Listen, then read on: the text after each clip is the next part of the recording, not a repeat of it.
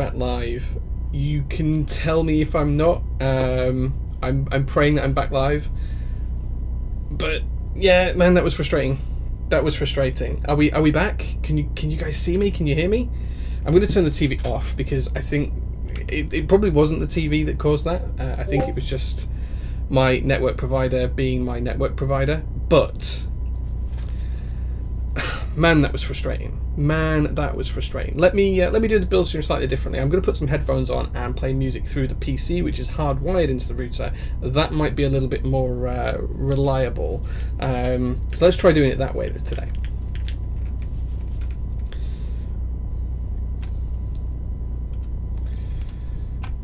Okay, let's see how this goes, guys. And if I just flick that over to...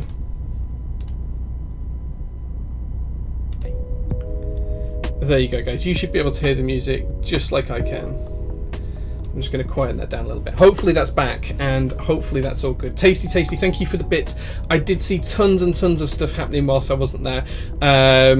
So I think we saw a few hundred bits from Flex and all sorts of other stuff as well. So thank you very, very much for that, guys. I really, really appreciate it. It's very, very kind of you.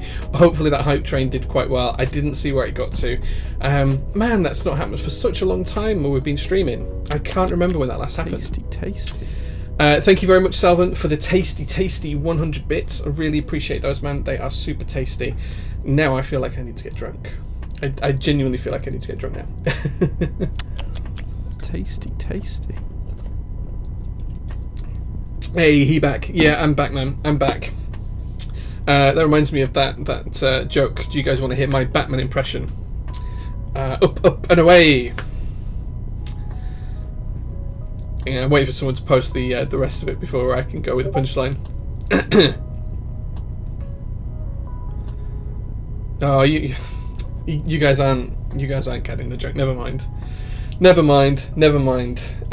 Yeah.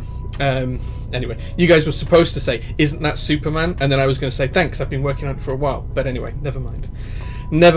Let's kick it off. Let's start the stream the second time round, and let's do a giveaway to start things off. So we've still got a ton of games that we're going to give away, and I'm going to start it off with a game called Torchlight 2. So Torchlight 2, anyone can win this. All you will need to do is put a word into chat. I'm just going to get that ready for you guys now. Tasty. So all you guys need to do is put tasty into chat. Just put the word tasty into chat, and that will get you entered into the giveaway. So thank you very much for all the bits there. Flex again with another 100 tasty bits. British jokes don't go over well with most people. Yeah, I know. Good old blackout drunk. Man, I feel like it after the stream died and then came back up. It's very frustrating. Jump Lodestone, yes. So Flex, who's in chat, and I are waiting for revision 2 of the prototype. Once revision 2 of the prototype comes and we're happy with it, you will see a build stream. There's no point in us doing a build stream for something that's not quite production ready. That's all. So you will see it at some point soon. Tasty, yeah, everyone putting tasty into chat. As I say, we're going to give away that game Torchlight 2 very shortly. Just put tasty into chat. What's giveaway for though? It's for a game. It's a game code. It's a game code that you can put into Twitch for a game called Torchlight 2, and you'll be able to play that game through the code on. So no, not Twitch, Steam. Why am I calling it Twitch? I did that earlier on today as well. But on Steam, you'll be able to play it on Steam. Sorry. So we'll give you the code, and we'll message you after the stream, and you'll be able to download the game on Steam and be able to play the game directly. So there we go. Okay, I'll give it another 5 seconds for you guys to input that, and then we'll roll the winner. Tasty, yeah, Zybus. Okay, let's roll it and see who's going to win that game. Gundam Cheese, thank you very much. You are the winner. Gundam Cheese is the winner. So I'm going to message you now, and I'm going to send you that game code. So remember, this is for Steam. You can just go to Steam and pop this code in. Hold on a second. I just need to work out how to do this on... There it is. Gundam Cheese. Whisper. And there you go. The code is with you, dude. The code is now with you. There you go, Gundam. Enjoy that. Cool. So we'll do some more giveaways during the stream as well. Rob says it's a little bit like Diablo. Nice. I haven't played Diablo in so long. It's a long time since I played Diablo. But anyway, there we go. That's the first game given away of the night. We will be giving away some more, so do keep watching if you want to take part in more giveaways. Okay, right then. Bloodin says beard game going strong. Yeah, my beard is getting thicker and fuller by the day. I need a barber's pretty quickly, I think, because it's getting out of control. But yeah, we'll see. We'll see. Hopefully lockdown won't last too much longer. Maybe another 4 or 5 weeks, and then I'll be able to go to a barber's and get a hair trim and beard trim and all that sorted. Cool. Let's flick over to the other camera and let's take a look at what we're going to be building today. So, here you go, guys. You can see my desk. We don't need the TV remote because we're not using the damn thing today. I've needed a barber for more than a month. Imagine how I look. Yeah, my hair is really long. It's actually like down to here. If I pull my hair forward, it's down to here now, which is really long. So the first thing we'll be doing today is building with some H1 switches. So these particular ones came from mykeyboard.eu. They are completely stock because I really kind of like these switches stock. So there we go. Excited to build with these. Second build that I've used. Mullets are coming into style again. I think they're just happening to be in style rather than coming into style again. It's just that everyone has them. Next thing we're going to be building with is some blue C3 stabilizers, and that's pretty much because these are the only stabilizers I've got in stock right now. Hopefully I'll have some more soon. And then we have some gold wires that we're going to use with these as well. So these are from Durox stabilizers, but I tend to prefer these over the stock C3 ones. And then we've got the C3 screws as well. There we go. I don't have any ultramarine blue stabilizers, Mechanis. If I did, I would potentially use them, but I don't have any. I would need to be sent some to be able to use them. Okay, so that's what we're going to be building the board with. In terms of the board itself, and remember this for when we get to the J score at the end, guys. Remember what this box looks like and everything and what it's like. Okay, so just to give you guys a kind of view as to what the box is like. It's pretty nice. It's got a nice finish to it. See if I can show you this up close on the camera. But the box has got a pretty nice finish to it. It is a little bit dirty, I do apologise, but it's kind of got like an almost leathery type feel to it. It's kind of nice and textured. I think he got the hint, guys. I think he got the hint. Opening the box up, we take away the lid, and we have some foam. Underneath the foam, we have a PCB. Now, I know that these PCBs were fraught with issues. I have tested this one prior to the stream. I flashed it with the latest version of the firmware. This is going to be an ANSI build, ANSI build, and this PCB is pretty damn good looking. But I know they do have problems. It's had some test fittings in it and stuff before, but it's never actually been soldered. I'm hoping it's going to work just fine. We'll see how it goes as we get into the build and towards the end. Testing it, it was okay, had no issues, but I know they do tend to break quite easily, so we'll see how that goes. You can get a sneak peek of the board just there. The reason why I have to build this one ANSI, and I'll talk to you guys through that in a second, is because of the plate. So there you go, guys, that's the board. Looking pretty damn tasty. This is a blue, a very, very deep blue. It's not the same as your ultramarine Mechanisc. It's not the same as that, but it's absolutely beautiful. So this particular plate, as you'll see, guys, is the brass plate that's PVD coated silver, as is the internal weight that you can see. You can see my camera in the reflection. Look. This particular plate only offers ANSI, but I want to get this board built and try it out. I do have a replacement plate coming, which is going to be carbon fiber, and I have a replacement PCB coming. So the final build for this will be ISO. So yeah. So that's what we're going to build. But as I say, this one only supports ANSI, so that's what we have to put into it, I'm afraid. So yeah, I don't have a 6U stab wire, I'm afraid, so it's going to have to be 6.25U as well. But that's the plate. You have to excuse the fingerprints, but the colour of the board is pretty nice. Side profile, pretty good looking. That is just dirt on the corner there. That's not a scratch. Pretty good looking. Fairly nice and tight USB port. We'll see how that lines up when we've got a PCB inside there. Again, just a hair on there. It's looking pretty good. And then if you flip it over on the base, you'll see we've got this lovely kind of weight design with the mountain logo in there as well. It's very hefty. It's very chunky. So that's the board. Underneath this we have some more packaging and some more packaging, and then we have a gasket.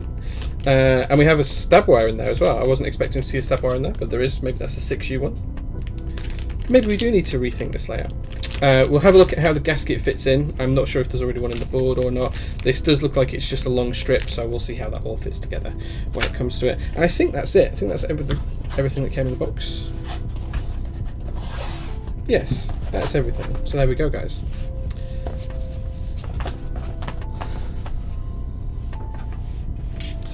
Ah, okay, so Louis gave 6U stab wires for everyone. Okay, well maybe we can build it 6U then.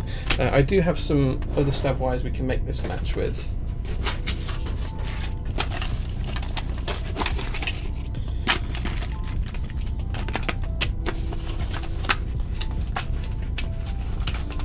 No, that is a shoelace. Thank you, Kakan. Useful as ever.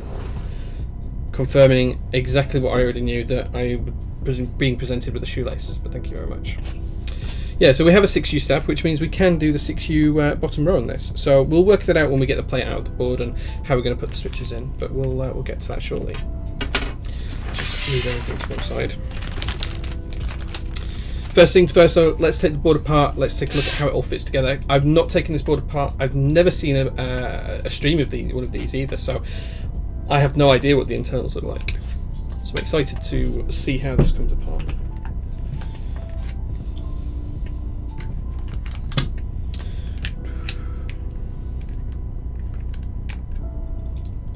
Is that stainless steel weight? I believe it's brass PVD coated. I don't believe it's stainless steel. If it is, the plate's stainless steel as well, because it's made from the same material. This was bought on the aftermarket,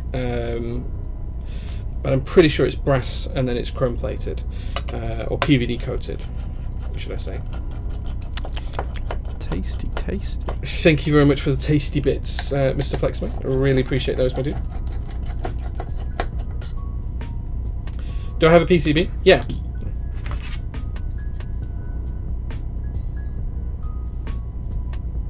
There we go.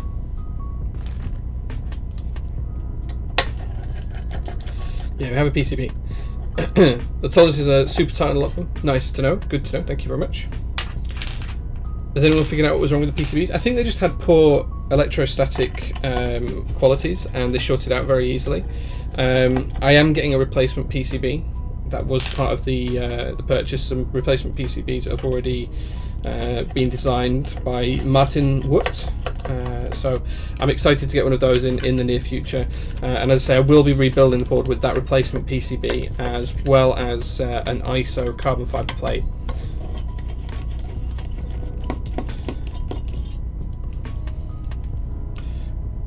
Breadcat PCB. I think that's what it's called. Yeah, Breadcat PCB. Menu is Chinese, not the usual menu clue board was using. That makes sense. That makes sense. Martin's a good PCB designer. Yeah, he's solid. He's very dependable. He's done some boards for me in the past.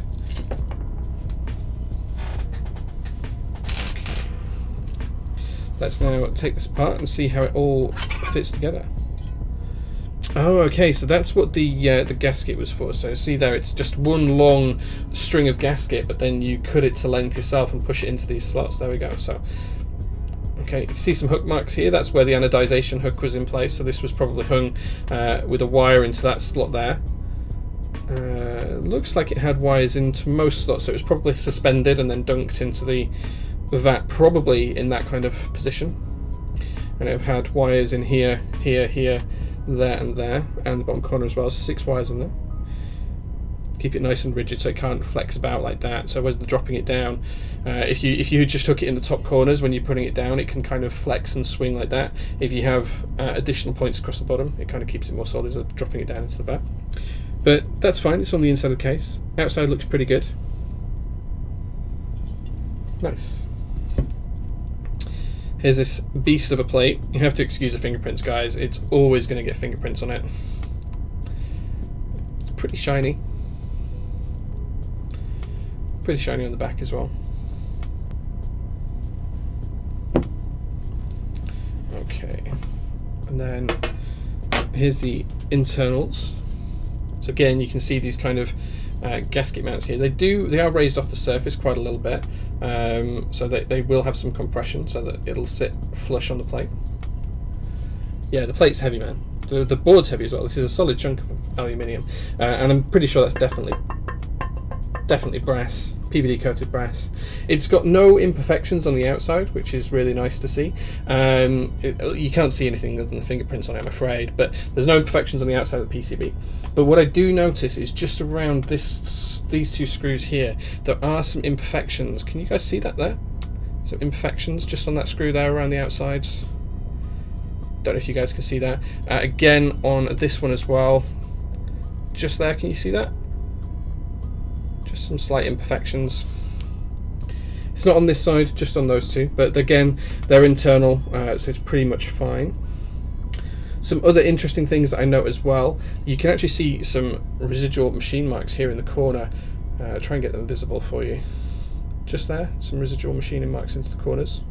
This one is a little bit more severe. You can kind of see the whole tooling path that's come in and made the shapes there. Pretty interesting stuff. Again, it's only internal stuff. On the outside, there's no marks, no machining marks or anything else. Everything looks pretty good. But it's a solid lump of a board. Really, really solid. Kakan said, I can see myself in that plate. Nice, man. Through the camera all the way through to your house, yeah. Chrome BVD brass, yeah. Has anyone ordered black inks from mykeyboard.eu? Have your orders shipped? Yes, historically, but I haven't ordered any for a long time. But they will send you shipping notifications once it's available. You can also reach out to them on their Discord server, and they're pretty quick at responding. Hey Jay, when is the JO2 production version built? As soon as I get it, guys. As soon as I get it, I'll build it. I'll probably get mine a little bit before the group buy ones, hopefully, but I don't know how long before it will be. But yeah, as soon as I get one, Nova Cubes, I will be building it on stream. Man, PVD scares the crap out of me. I don't think I would ever do PVD on a board I ran in production, just because the QC on it is so difficult. I would probably tend to go chroming and galvanizing if I was going to do something like that, but I'm not generally a fan of those kind of materials anyway. If I'm going to use brass, I kind of want to use brass to make the brass visible and to be able to see the brass. Same with copper, I want to be able to see the copper, you know. But that's just my 2 cents. Little starburst on the inside, so no worries. Yeah, absolutely, it's on the inside, but yeah, they are there. It's always worth calling these out. You have to cover that with spray foam. No. This is A stock, yeah, this was grouped by A stock, yeah. Steelwind is here as well. He says hello there. Hello there, General Konobi. Yeah. I don't know how you can live with those imperfections. I'll send you a disposal address. Thank you, Miat Pie. I will take a look at that. Jay's 2x. Jay's 2 cents. Okay, yeah, my 2 cents. Hot takes. Hot takes with Jay. Sure, that's a thing. Okay, so I'm going to put this to one side now. And the next job, gosh, that is a really heavy lump. We'll have to weigh that at the end of the stream. I think I've got some scales in the drawer here. We'll have to weigh that at the end of the stream. Next job then, guys, is to work out where our stabilizers need to go in the plate. Sorry, in the PCB. And how many of them we need. So we know that these don't need clipping because they're C3 stabs, but they do need lubing. Now, realistically, I need a stabilizer for backspace. I need a stabilizer for the ANSI enter. I need a stabilizer for the left shift. And I'm going to have the split right shift here. I'm not going to have a full stabilized right shift, I don't think. I'm going to split it, I think. Oh, hang on, wait. How does it... No, we will put a full one in, actually, because I remember it has to be 1.25 if we split it, so we won't do that. We'll keep a full one in there. So that's what we need. Oh, we need a space bar as well. There we go. Looks gorgeous. Yeah, it's a beautiful looking board, yeah. No split backspace. I'm not really a fan of splitting backspace. I know people like it. I tend to prefer to have a full key there because I make a lot of mistakes. But no, I do tend to prefer having a full key there. So just to remember, we've got full backspace, we've got ANSI enter, we've got right shift, we've got left shift, and spacebar. Cool. Cool. Okay, time to start to put these together and loop them. C3 stabs come in a lot of colours. Yeah, I've got quite a few of them. I think I had all of the colours at one point. I gave a few away. I traded some others. I haven't got any of the new colours just yet, but I do have some coming in. So we'll see what they're like.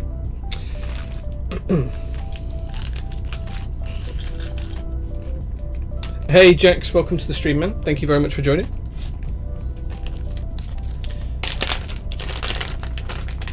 Well, you split backspace to move it down to slash because you make a lot of mistakes. Haha, very true. No, I prefer full backspace. I'm probably not going to use this board once it's built massively, and the reason for that is because I'm not a big fan of ANSI layout. I'm going to need some more screws. So with that in mind, I think I'd rather just go with full because that's what I'm used to. Hopefully that's enough screws now.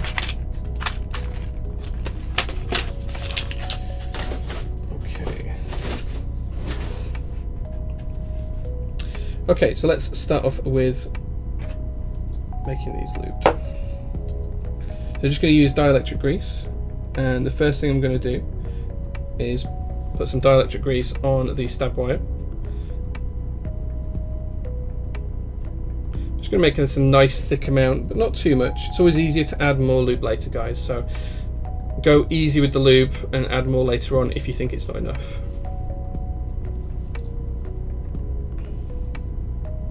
This is probably the most stabs I've used for a build in a long time, actually.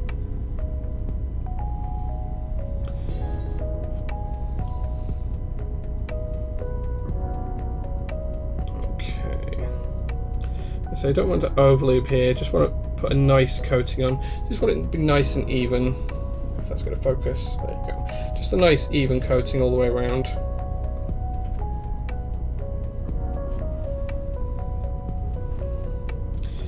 And then I'm going to put the housing together.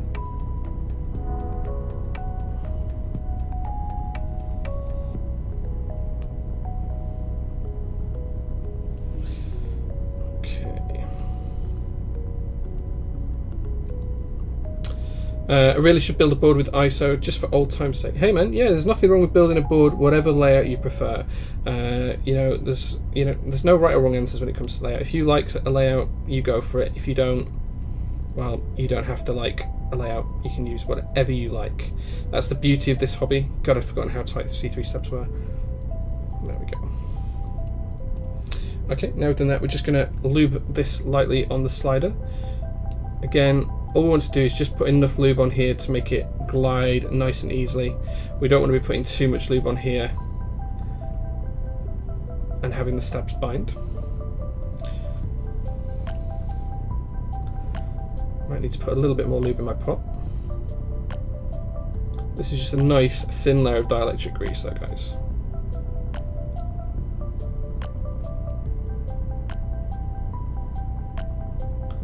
Okay, that's that one done. I can then move on to, let's see if I've got some more grease.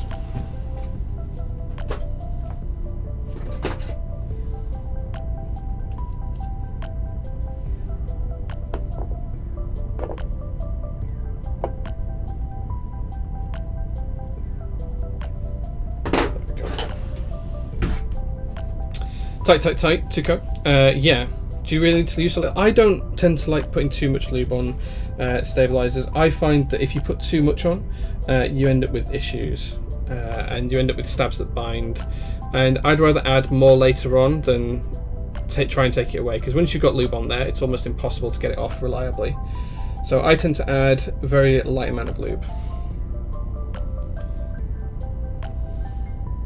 But of course, this is all preference, and if you like a thicker amount of lube when you're doing it, then that's all to you. The last thing I want is just my stabilizers not to return and to get mushy and feel horrible because I put too much on there.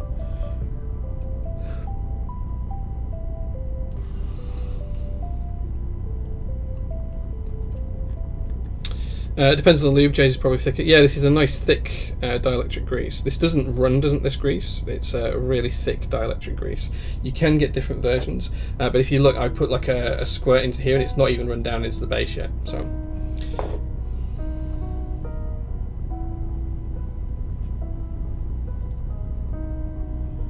But again, it's all preference, guys, you know?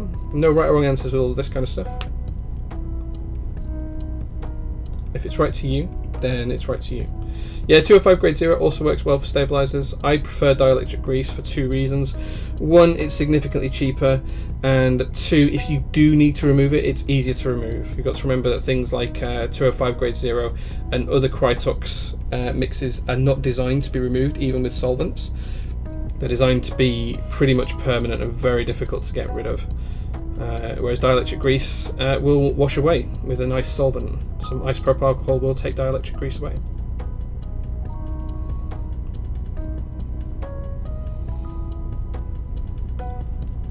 Okay. JTK is really very good. JTK is alright. It's not terrible. It's reasonably good for the price. They have now started supporting ISO. You're right, guys. That is something relatively new from JTK. They didn't always support ISO.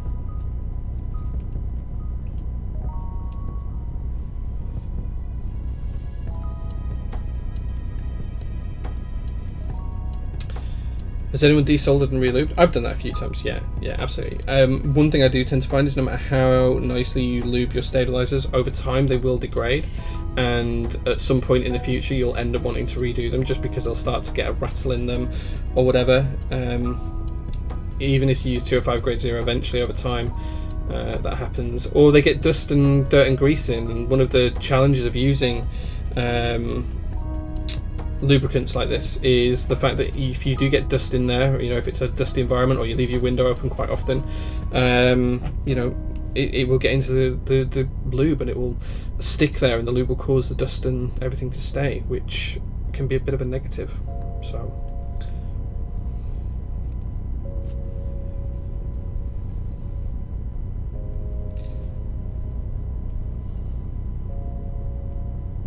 but yeah, I've desoldered most of my boards over the years and rebuilt them. Sometimes you fall out of love with a certain type of switch as well, and you just want to do something a little bit different. Other times you're just a bit bored of the board, and you know you want to do something a little bit different to that as well. Monster Player, thank you very much for joining the stream. Hey to you too.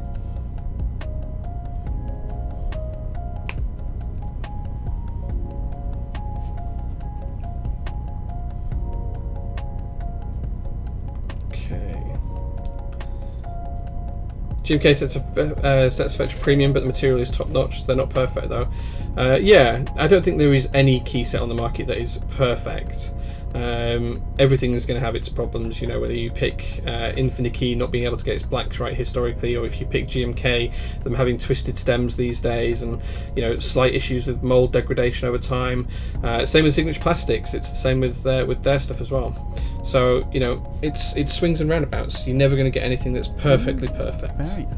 Flexman, thank you very much for the 5 tier 1 gift subs to Guatemala, Gundam Cheese, OG Swanklord, Visu and Tiayu as well. So congratulations guys. That's 5 more gift subs out there. Very nice. Ooh, very nice indeed. We've now got one for donations as well, guys. So if someone donates, there's a different sound effect. Which reminds me, I need to reach out to Rudy, who's done our sound effects, and I've got a small gift for him, which is kind of related to the key set that we're going to do today. So Rudy, if you're watching, you'll kind of see something you're going to receive in the post in the near future. Very. If you're not, Huey, see if you can tag Rudy and get him to join for a few minutes.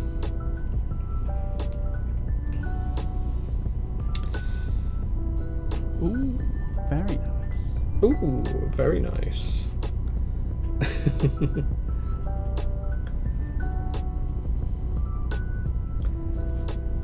Is anyone there? Am I using this incorrectly? What is a mechanical keyboard? A mechanical keyboard is a keyboard that is mechanical. And that's not being flippant. There is really no good definition of what a mechanical keyboard is.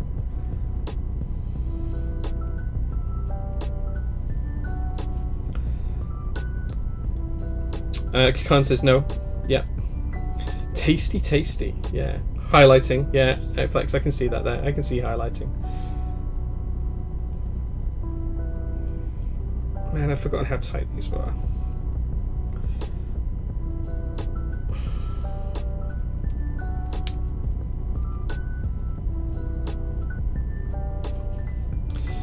We need to make a definition so we can keep these pesky topras out. Well, I mean, if you think about what the word mechanical means, it means like anything that really moves, and any system that's kind of got multiple parts to it. So you could even say that, you know, rubber domes are technically mechanical. They have some mechanics behind their movement. It's really difficult to give a good, accurate description of what a mechanical keyboard is. I think the current standard in the hobby is that it uses an independent switch mechanism, so it's something that's disconnected from the board in itself, and it's an add-on part effectively. That seems to be the majority of people's way of looking at it, even if they don't realise it. Okay. Do I not lube the stab housing itself? No, I rely on the... So the way I see this is the moving part is a slider. So if we loop the slider, then that whatever that touches is going to be fine. If you loop the housing and you don't loop the slider, then my view on this is that, well, your slider might touch parts of the housing and get some lube on it, but it might not touch other parts, and if you've not been quite as accurate with it, then, you know, I think it's better to definitely do the slider rather than the housing. But again, it's all preference. There's no right or wrong answer. You know, you can do it however you feel best. Okay, hopefully I've got some wet wipes near to hand, because my fingers are getting a little bit greasy here.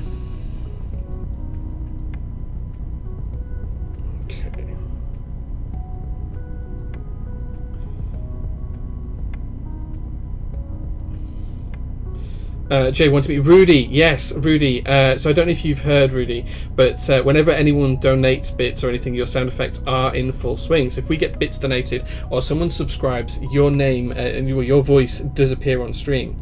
So thank you very much for those. I just wanted to let you know that I'm going to send you something small through the post. So I need you to DM me your address, because I have got something to say. Thank you very much for your sound effects.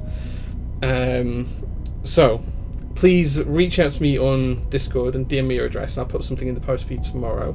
And if you're interested in seeing what it is before it gets to you, then right towards the very end of the stream, I'll be able to kind of half show you what it is. But it will have to wait till the end of the stream, because it'll spoil what I'm going to use on this particular board.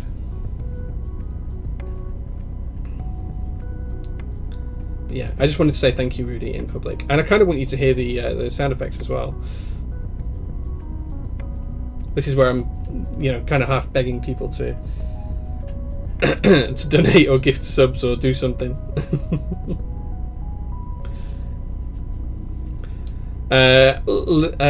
Liam McPoyle. Yeah, the E8.5 giveaway will be announced in advance. It's not going to be this stream, it's not going to be this week.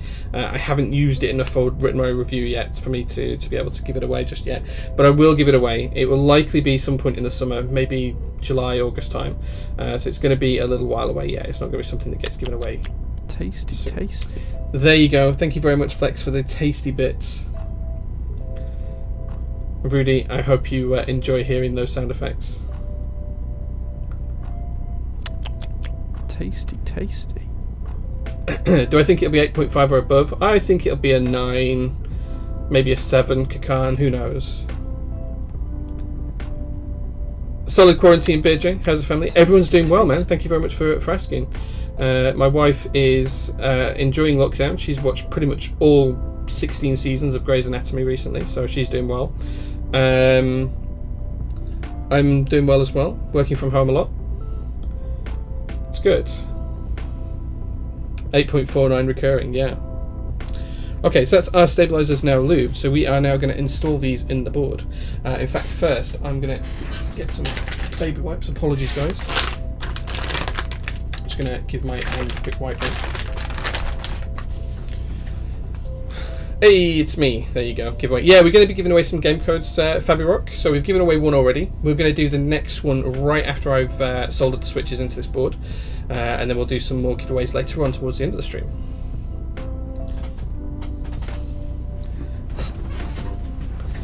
Takeaway, yes, takeaway. Opinions on the heavy metal keyboard, seems like a steal to me. I've got one of the original rounds, so that purple board just at the back, just there, that is one of the original ones, a 65% version from the original run. Tidal, hey man, good to see you, long time no see, happy to have you here on stream, dude, so cheers.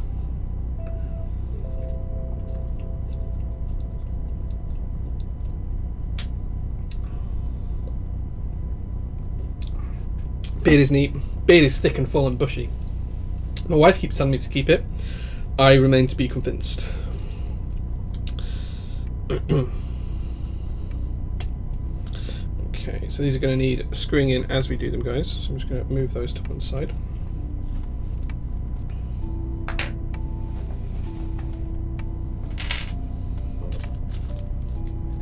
Wife rules, people know. Yeah.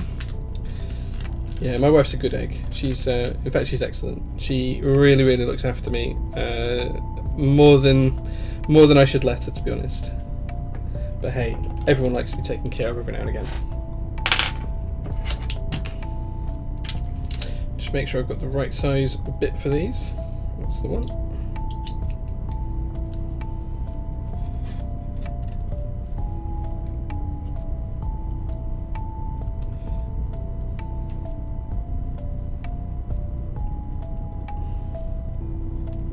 Yeah, she makes me lunch every day while I'm working from home. She makes me dinner every night while I'm working from home. She indulges my keyboard obsession. She helps me fold boxes when I've got things to ship out in group buys. She is precious to me in ways I could never describe or articulate in words. That's some pretty solder mask. Yeah, it's nice. It's good looking. I wonder if the guy who was asking about the E8.5 giveaway has stayed or gone.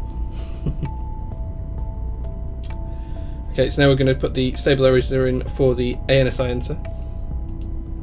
I bet she stays because of your package. Which package? Did you send me something in the post?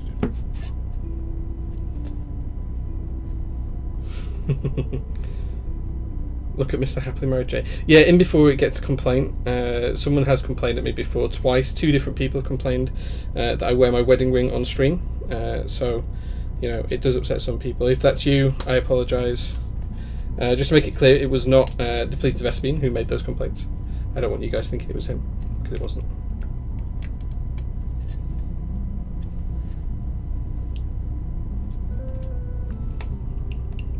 Still here, mate. I was winding you up, Liam. I just like to make fun sometimes. I'm glad you're still here. Show off that ring with pride, man. Why would that upset me? I don't know. They just complained and said it was insensitive of me to wear a wedding ring on stream.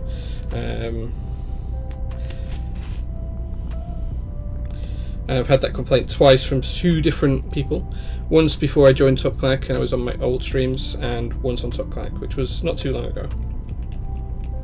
But hey, can't keep everyone happy. Tiny Shiny Crumb, thank you very much for joining, saying hello. Yeah, people be weird, man. People be people. And people can be weird. But hey. I will do some things, like I'll get rid of my OC mug for people who dislike things, but one thing I won't ever do is not wear my wedding ring. That thing gets put on every morning as soon as I get up, and it only gets taken off when I go in the shower and go to sleep.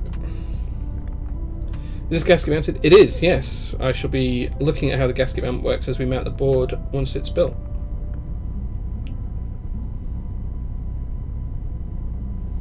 Oh, I'm sorry to hear that, Shaky Snake. But there's always someone out there for everyone.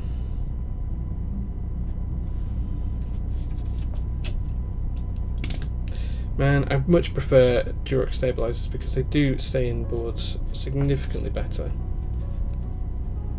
Okay, here we go.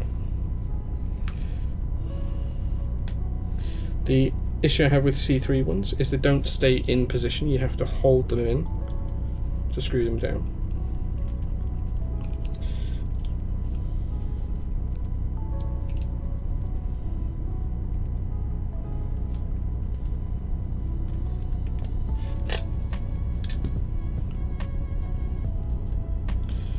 Okay.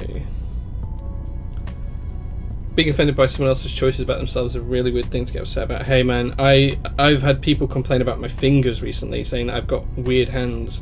You know, we get all sorts out here. I don't mind if people don't want to watch my streams, or if they dislike me as a person, that's fine. No one can be liked by everyone, but to just pick things arbitrarily like that, it just feels weird. It just feels like searching for an excuse sometimes.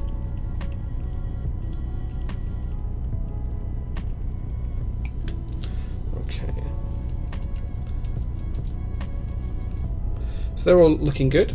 We're going to put the left shift on now. And then once this is in place, we're going to work out where the 6.25U spacebar needs to be. Now, I'm hopeful that it's annotated on the PCB, because pretty much everything seems to be annotated on this PCB. So hopefully that will be the case for the stabilizer as well. I'm adorable most of the time. Yeah, maybe. Maybe not. Hey, it's not about being popular or being liked. I just like to bring quality content to people's Sunday evenings and Thursday nights. Insert switches here. Yeah, we just need to do that, yeah. So these particular O-rings come with these stabilizers nerves. So if you buy C3 stabilizers, they come with these O-rings naturally, but you can buy similar O-rings. Just search paper O-rings on your local eBay or Amazon or somewhere like that, and you'll be able to find them. I think the center hole is a 2mm hole. They're designed for M2 screws. That's a 2mm diameter hole. There we go. So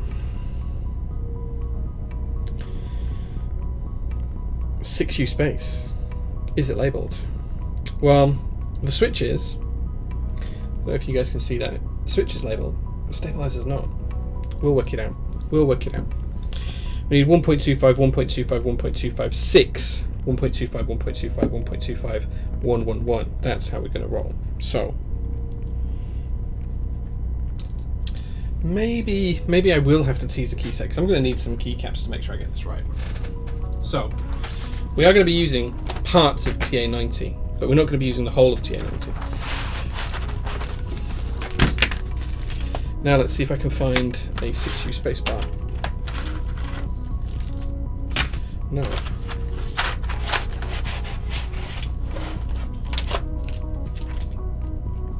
No.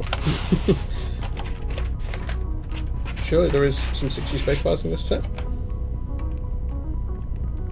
Really? Is that a no? How can I have all of these keys and no 6U spacebar? Okay, back to drawing board. Bear with me 1 second, guys, while I find another key set out. It should have a 6U spacebar. And this is actually what's going to you, Ruby. If you're still watching, this is what I'm going to send you, a full set of GMK Triumph Adler. There we go, dude.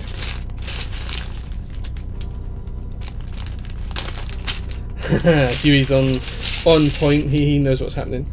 I don't think I've got a 6U spacebar, guys. Why is it that key sets never use what you want them to use? Yeah, this is 6.25, and I reckon this is 6.25 as well.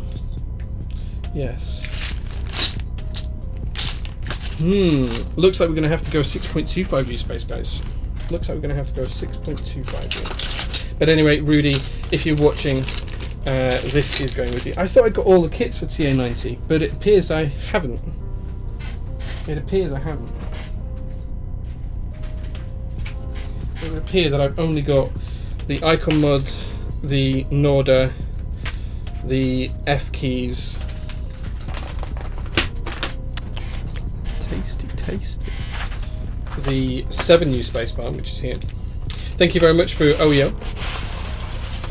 And then the 6.25U spacebar that's in the base. So it would appear that I don't have it. Interestingly enough, if you guys want to see the difference between TA90 and the original Triumph Adler, you can. So this is the original GMK Triumph Adler. You can see that the blues are quite different, and I'll analyse those keycaps towards the end of the stream. So it looks like we're going to have to go 6.25, you guys, which is sad. But hey, sometimes this stuff happens. Maybe the 6U Fairy took it. Yeah, maybe. Maybe. We'll get the 6.25U Space Barrel. It's slightly frustrating.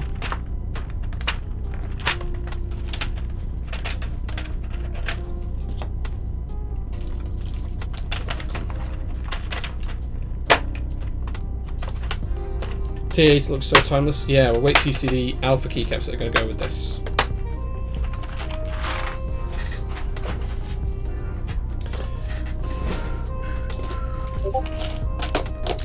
Now, is this where I don't have a 6.25U wire in silver? Let's have a look. Oh, there we go. We have one. There it is. Wait. No, that's... yeah, 6.25. There we go.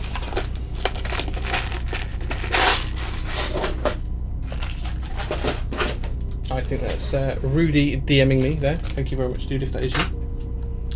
Okay, so take that out. Take that out, and we'll keep that to one side. We will find another use for it. Back to the lubing.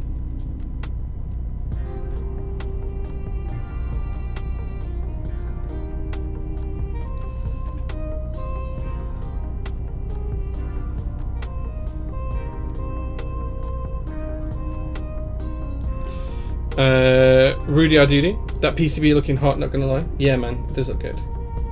Shame they didn't all work and that a lot of them have got damaged. Hey, stuff happens.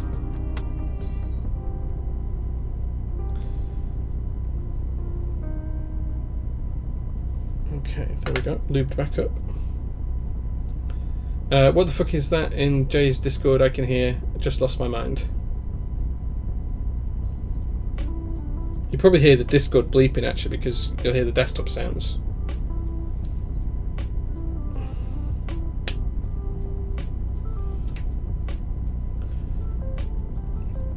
Ba-ting, yeah. That's just the standard sounds of Discord. I think it will only make a noise for DMs though, which is good. There we go.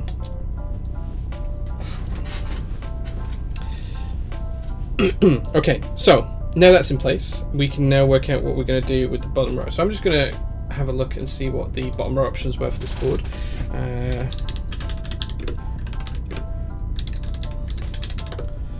Let's see if we can have a look in the group by thread and see the layouts.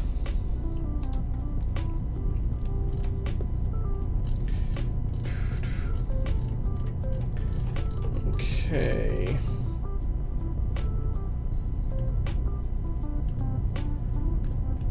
Okay, I can't find it in the IC thread. Let's have a look in the group by thread.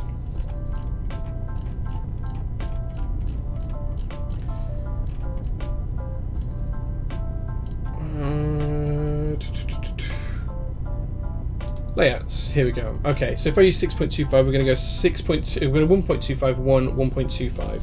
So that's what we're going to do. We're going to go 1.25, 1, 1.25, and then 6.25. So what we're going to do here, guys, is just use some switches to work out where we need to be from that perspective, and just make sure we've got everything in the right positions. You just checked your Discord thinking it was yours. Sorry, man. Sorry, dude. So everything's looking alright from that perspective. Let's see if we can work out where we need to go from here.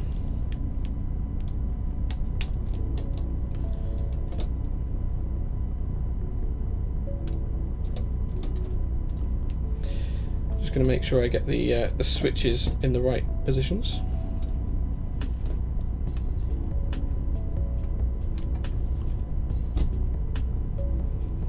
And then it's going to be 1.25. Okay, so let's just test that that works.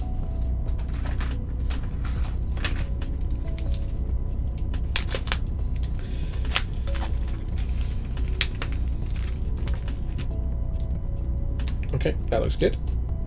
So we know those two are in the right place. And that one's now in the right place. Which means that now we can line up and work out which series of holes we need to put the stabilizers in. Put that in the wrong way around.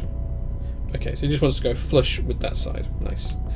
Dead easy.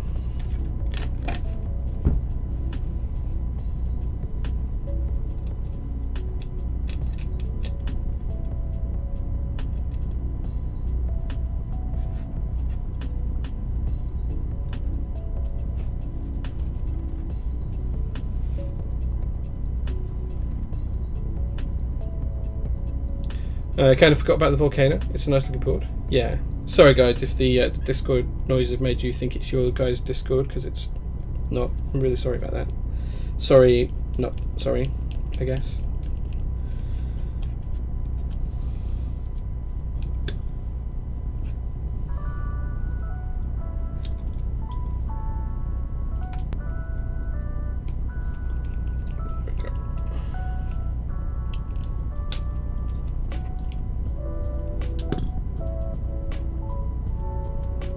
All good.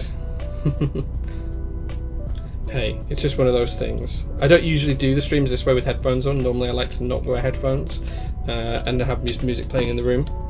But sadly, today that's not an option. Okay, so now we can check and make sure that all aligns correctly.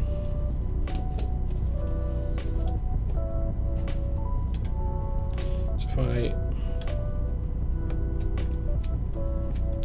put those in place, and then if we take another switch, and then if we get ready to pop this in,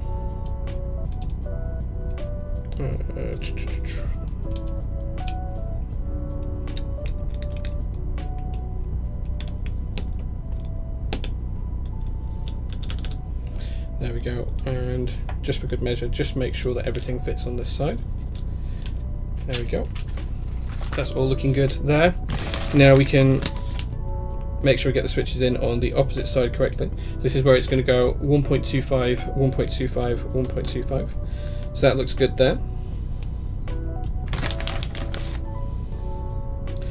And then I think we want to go here. We need to move one across.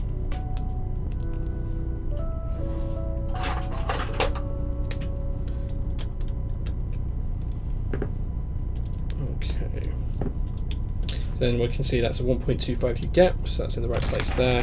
And then we want another 1.25U gap across to the other side. Just going to make it pretty much there. There we go.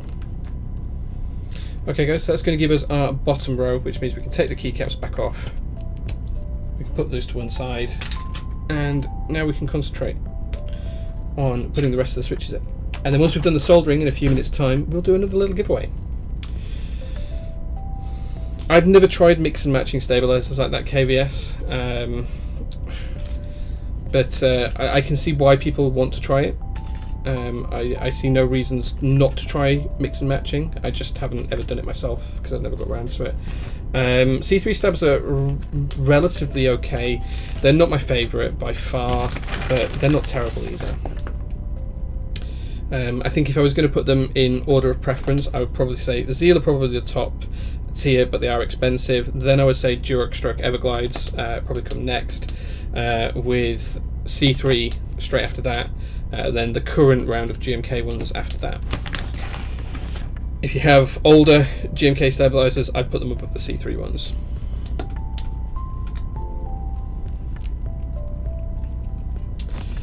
Okay, so I'm just making sure everything's nice and flush and neat and tidy. And then we're just going to literally just put the switches in, and then we'll solder them in a few minutes' time. I've heard anything about the new stabs? No, we interviewed GMK, or Brian did, on stream a couple of weeks ago. Andy from GMK was kind enough to join us for Behind the Keyboard, and he hinted that they are coming, but there's no timescales as yet as to when. Just soon. Are those pre-94 H1s? Yes, these are pre-94 H1s. These are actually from 1991, my dude. I was going to do the whole Undertaker Hell in a Cell kind of meme then, and then I realised that was after 94 because it was 1998. But hey, you live and learn. Let's hope that double shot gets sorted soon. What do you mean double shot? Sorry, Ilonga. You mean issues with GMK keycaps? Yes, Biggie, Jake Hughes, we are doing some giveaways today, dude. Just stay tuned. Once I've soldered these switches into place, we'll be doing a giveaway for the next day. Hey Stash, welcome to the stream, man. Glad to see you here, dude.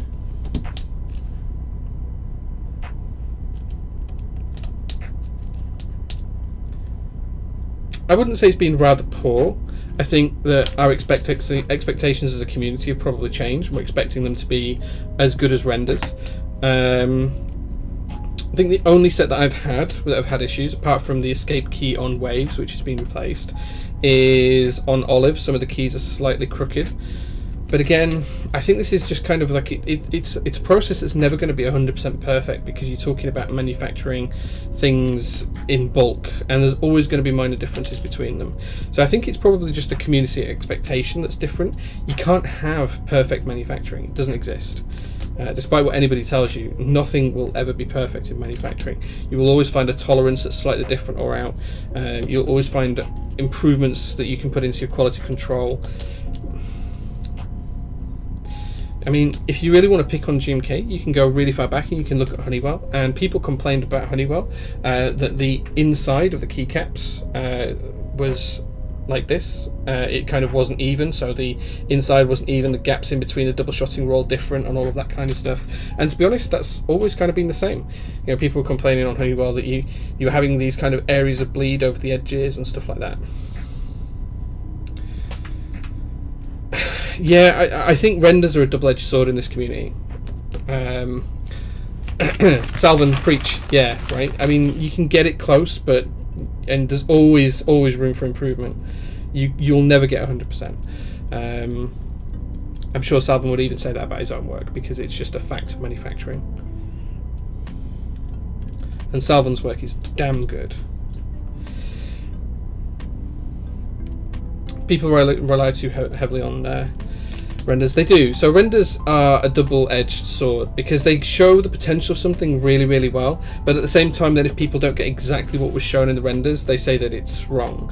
And you know, renders are one thing because they're a digital image of something that's not real, and that can be interpreted by different monitors and different technologies in different ways. You might see it differently on your phone to how you see it on your PC. If you hold them side by side, you'll see that the colours are different, but then people expect it to match exactly what they've seen, and you know, you can't see what everyone's monitors look like, and you can't see what everyone's computer specifications are set up like, and physical samples don't necessarily translate well to rendering anyway.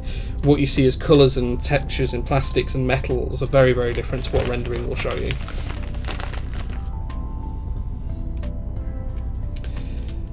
Yeah, well, I mean, that's a good point, Himps. If you get renders from different people, they're going to look really different. That's why people tend to use 3 or 4 different boards and 3 or 4 different light sources and scenes, because it does really change.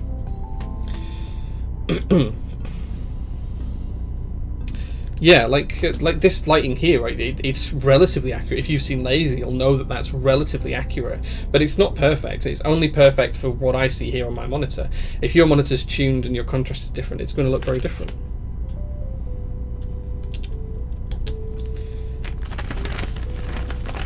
There's a great golf quote about perfection is unattainable, and you have to acknowledge that as you start to downswing towards the ball. Give it a little nod to the gods. If anyone's seen the movie Tin Cup, they explain it quite well. Hobby is simply insane. People want things to be nice. I get that. I get that. You know, and a lot of companies do really, really well. GMK have done well for a long time, and I get that people want things to be as they expect them to be, but you have to temper your expectations to be realistic. Okay, the reason I'm not using that switch is because it's got a bent pin, a bent leaf. There we go. Okay, so that's our switches are all in place. The next job I've got is to make sure everything is nice and tightly aligned. Now, feeling like that's not quite the case here, so I'm just going to double check, push everything together nice and firmly. Just make sure we're all looking good.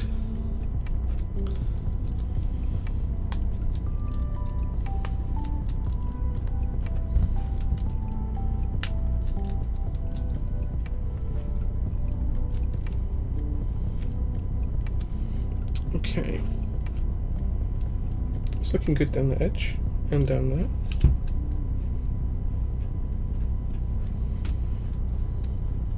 Okay. Now it's time to do a bent ping check, and then we'll get on with some soldering. I put H1s in the Leaf 6 today, and they're pretty nice. They're probably one of my favourite stock switches right now. So I'm just going through each switch, guys, and just checking that I don't have any bent pins. If I do, I'll pull the switch out now and change it.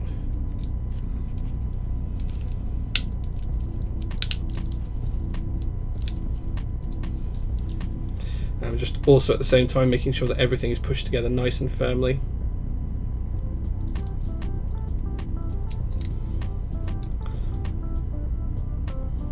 Okay, looking good there.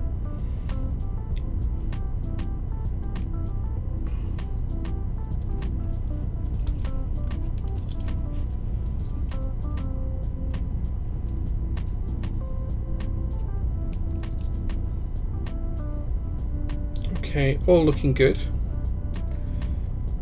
All looking good so far. Okay, we've got one bent pin here. Change that in a second. So if you look just at this switch here, guys, you'll see that that pin is bent in that hole. So I'm just going to change this switch out. I'm sure I got a tool out for this earlier. I did. Polished stainless steel plate. No, this is actually PVD coated brass.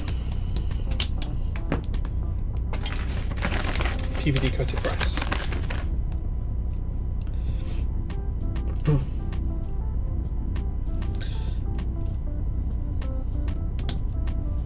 Yeah, Salvin's work is excellent. Visionaire, it's like phenomenal, the amount of care and attention he puts in, and you know, it's some of the best work in the community. But at the same time, I'm sure that he would love to change some of his tolerances if he could and make things better. It's just part of who people are in this community, always striving for that better step up.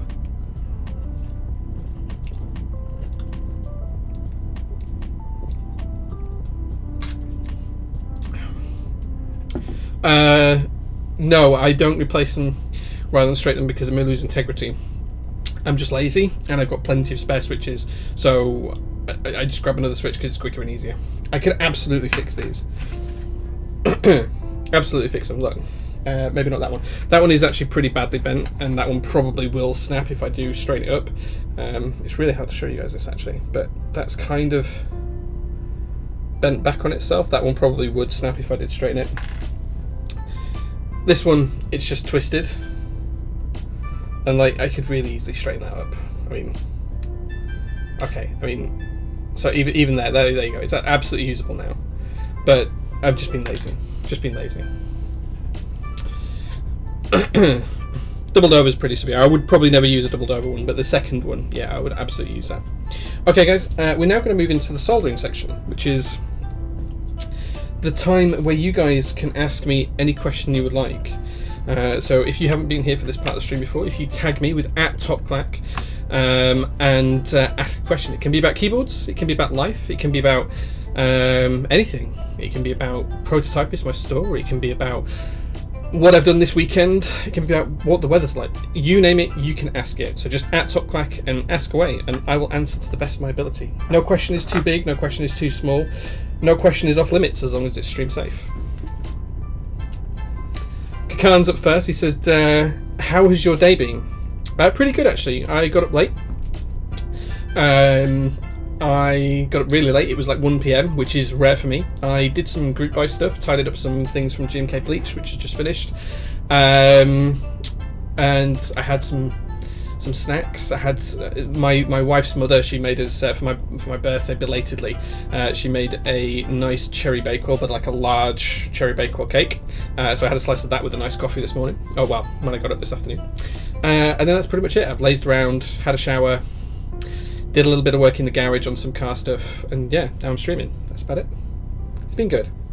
Best 65%. Lodestone. Genuinely, Lodestone is my favourite 65% right now, and we'll have more of that on stream hopefully soon. What's the next question? What are birds? Small flying creatures directly descended from dinosaurs is what birds are. Also, if you're into conspiracy theories, they're apparently just drones. Okay, so I'm just going to solder one switch in each corner, a couple of switches in the centre first of all. That's just going to give us a little bit of integrity. It means if I knock things, nothing's going to come apart. It's just going to hold everything together nice and evenly. Probably held that one a little bit too long. I am really nervous about this PCB because I know they're quite fragile, so...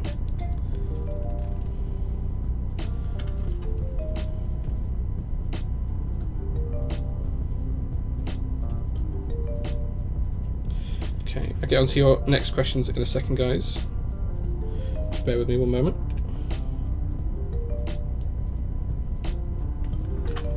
And for those asking you where the bear is that's with me, it's just over my shoulder.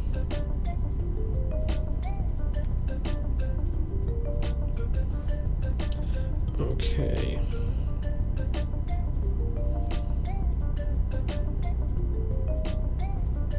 Okay, cool. Next question. What tactile MX switch would you recommend to someone who's using a Model M buckling springs?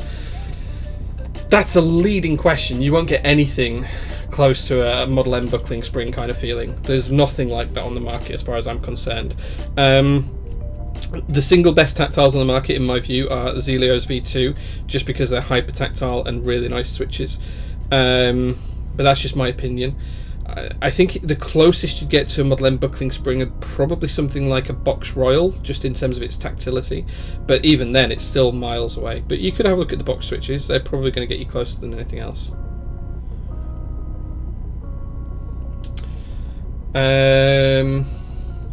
What kind of lube should I buy for Gat inks? So Shaky Snake, I use 205 grade 0 exclusively for Gat inks. I think it's the only thing that works, and I tend to like a really, really light layer of lubrication on there. So I only lube the stem, and then I will lube the spring with Krytox 104 or 106, depending on whether I want a thicker or thinner sound. So that would be my advice on that one. What solder grind is this? This is the TS100, the TS100 with interchangeable tips. I'm just currently using the rounded tip at the minute, but I do have most of the other tips that are available on the market right now. It was about £65, plugs into the wall, heats up in seconds, is super reliable. I've probably done 150, 200 keyboards with this iron now, had zero issues. You can even download custom firmwares and put those on it through the USB connection, which is really good.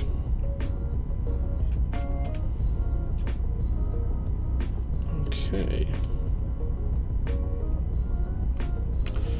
Are you the TKC official EU proxy now? Also, if yes, are you going to sell dragon fruit switches? I'm not, like it depends on what product. I'm not a proxy for everything that they do. Maybe some things. Depends on what they reach out to me and ask me to proxy. I think they tend to filter between all of the different EU vendors. It just happens to be my turn at the minute that they wanted to work with me on some stuff. The other rule I have is that I will only proxy stuff that I like. I wouldn't proxy something that I didn't like, purely because that's not what I'm about and that's not what my store's about. I want to share products and make products accessible that I like, because I like them. So yeah, I have no idea on the dragon fruit switches. I would like to, but as far as I'm aware, no one is going to be proxy for any of the TKC switches. What's my favourite switch right now? Oh man, you could ask me this question and I would give you a different answer every day of the week. Right now, I would probably say... I think favourite stock switch is a H1, just because I think the springs are excellent for a stock switch. It's literally the only switch that I feel needs nothing doing to it. Failing that, I really like inks. I've liked them since they came out, both from a look and aesthetic perspective, as well as the typing feel and experience with them. I think inks are a really, really solid switch, especially if you get ones with leaves that aren't loose. But you could ask me that question every day and I'd give you a different answer. It changes so often as to what switches I like. And when it comes to linears, so many switches are almost identical these days. You know, it's like all of the switches from JWK/Duroc are very, very similar. The only thing that set H1 switches apart is the spring. Otherwise, I would just say alpacas and put a split spring in there, because I like the look of the alpaca switches.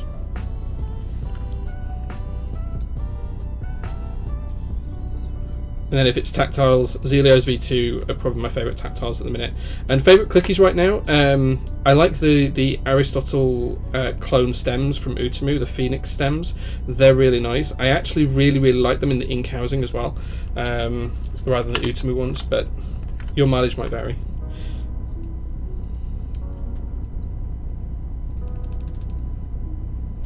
Okay. More serious question. Is there any client build you wish you could have kept, assuming you sell build services on your YouTube channel? So most of the builds that I do are for boards that are mine and mine alone. Maybe 95% of my build streams are my personal collection. This one is my personal board, for example. Most of the streams are mine. The ones that I do for other people are few and far between, and I tend to do more off-stream builds for people rather than on-stream builds, because I do charge a little bit more to stream the build. For two reasons. One, it means a lot more setup and a lot more time and preparation and planning, and two, it means it ties me into doing a particular schedule, which I try not to decide too far in advance what I'm going to build on a Sunday evening, because I just like to go with the flow a couple of days before and build whatever is kind of in my heart, whatever I'm feeling like trying. So I do charge a little bit more for streaming builds than I do for doing offline builds. If I could pick one board that I built for someone else that I'd like to keep, it would have been the Matrix 1.02 OG. I really enjoyed that board more than I was expecting to, and it was probably 6 months ago when I built that now. Maybe it was November time, something like that. But yeah, I thoroughly enjoyed that build. The other board that I've built for someone that I probably would be quite interested is the Rukia, the polycarbonate ones, and potentially a HBCP as well. I don't own either of those, but I probably would like to. HBCP probably take the preference though. What temp am I currently at? So I'm currently at 325 to 330s. It fluctuates a little bit depending on how much solder I'm using and what's happening to the air pressure in the room and all that kind of stuff. But yeah, 325-ish, but this is leaded solder, so it will melt at quite a low temperature.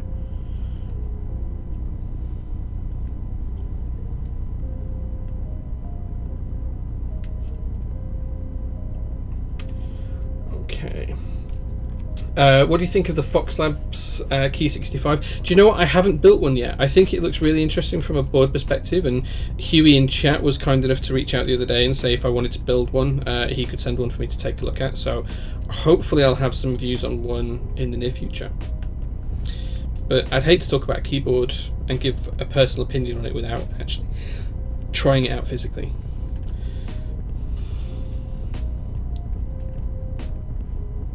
It's funny how when I say you can ask me anything, everyone just asks a keyboard question anyways. What is the best value custom keyboard? Man, that is an open-ended question. Value is so subjective, I think. If you mean best bang for buck, I still think things like KBD fans, KBD67 are really, really good quality for that. It's such a hard question to answer. Such a difficult question to answer. I also think the GMMK boards are quite good as well if you want to buy something that's pre-built off the shelf. The Polaris was good value as well, really good value, but I think the aftermarket prices probably ruined that one a little bit for me now. I don't think any of the super high-end boards are best value. So things like a Jane and all that kind of stuff, they're excellent boards, but I wouldn't say they were good value. Thank you very much, Chet UK, for the subscription. That was very, very nice of you. Thank you, dude. He says, how do you deal with waiting for group buys to ship, learn new hobbies, master a new language, rework existing keyboards? I've got so many things coming, and I'm constantly doing things in the community that I often forget what I've bought. I didn't realise that I bought GMK Mizu until it turned up on my doorstep. So, yeah, that happens a fair bit. But I'm in a very different position from most people in the hobby.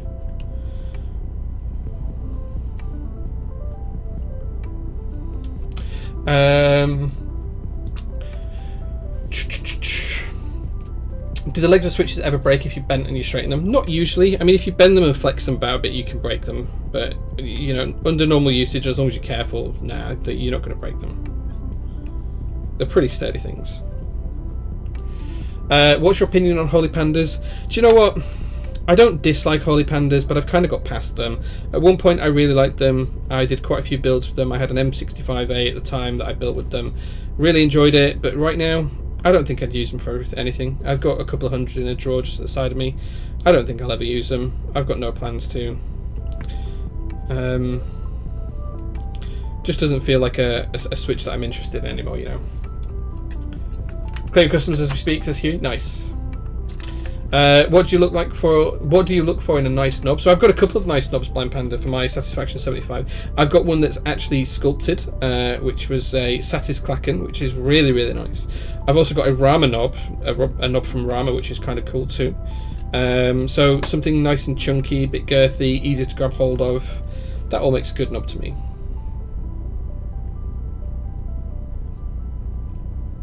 I kind of like the really wide set knob that's used on a Kajal as well, so yeah. Yeah, I forget sometimes that things are coming up. Now, Lana likes thick. Favourite pizza toppings, favourite type of pizzas. So I like pizzas that our local Italian restaurant do, and they do this one with andouille sausage on it, which is kind of like a really spicy sausage. It comes with pepperoni as well, rocket. You can have an egg on it as well if you want in the centre, which I really love. I love to have an egg on a pizza. I think that's great. Yeah, anything spicy though works well with a pizza for me. Don't like mushrooms on a pizza. I'm not a fan of that.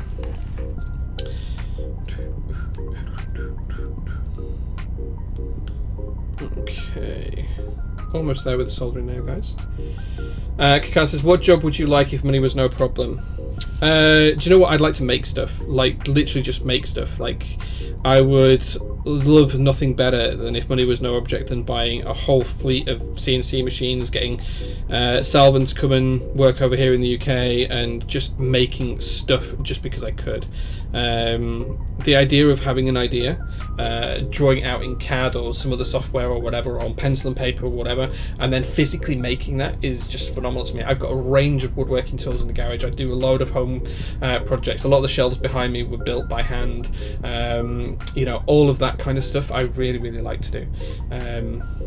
Yeah, I genuinely like to be hands-on with stuff. Like, that's why I like cars so much, like restoring classic cars and stuff, because it means I can just get really hands-on. I can get in there, I can fix stuff, I can make new parts, I can buy new stuff and upgrade things, and just generally turn something that was a hunk of junk into something really nice. I love doing that, and once I get going with DIY jobs, it's hard to make me stop. The wife has to nag to get me going sometimes, but once I do get going, then that's it. Yeah, I'm not stopping until it's done. Cool. Okay, so there we go. How was my wedding anniversary? It was good. Yeah, it was all right. I forgot to get the wife a card. She got me one and a present. I forgot to get her a present too. But we had a nice day. It was a nice time. I got a really nice takeaway in from a local restaurant. Not like a takeaway restaurant, but it was like a proper restaurant that's shut because of COVID. But they're doing like home deliveries at the minute. That was really nice.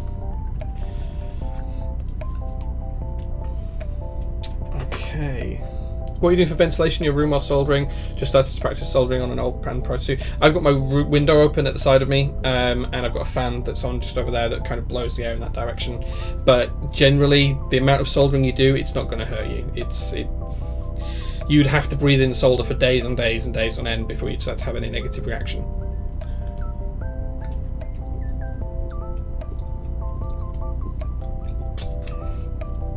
Man, that's a lot of knobs. Yeah. Haven't had an egg on a pizza since I was abroad. So good. Yeah, absolutely. Owned any MR type cars? Give me some examples of MR type cars. Not sure what you mean by MR. Cola bottles progress. The bag's still got some in. Getting there though. Getting there though. It's maybe got a couple hundred left. Maybe half a kilogram left.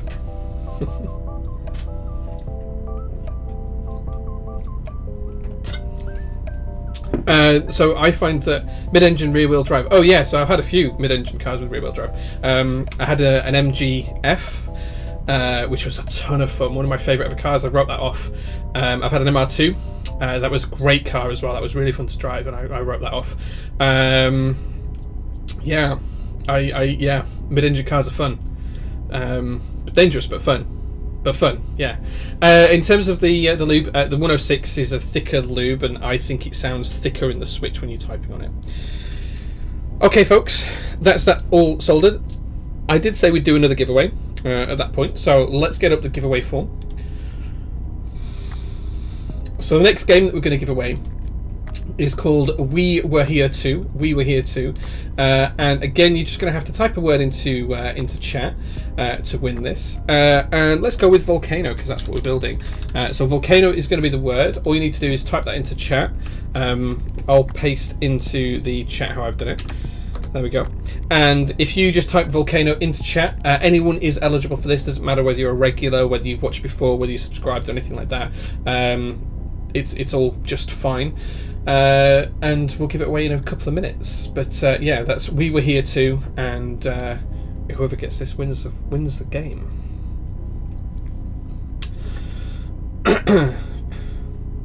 Writing off cars, nice. I've had a few cars and I've had a few accidents, but the MR2 was on track.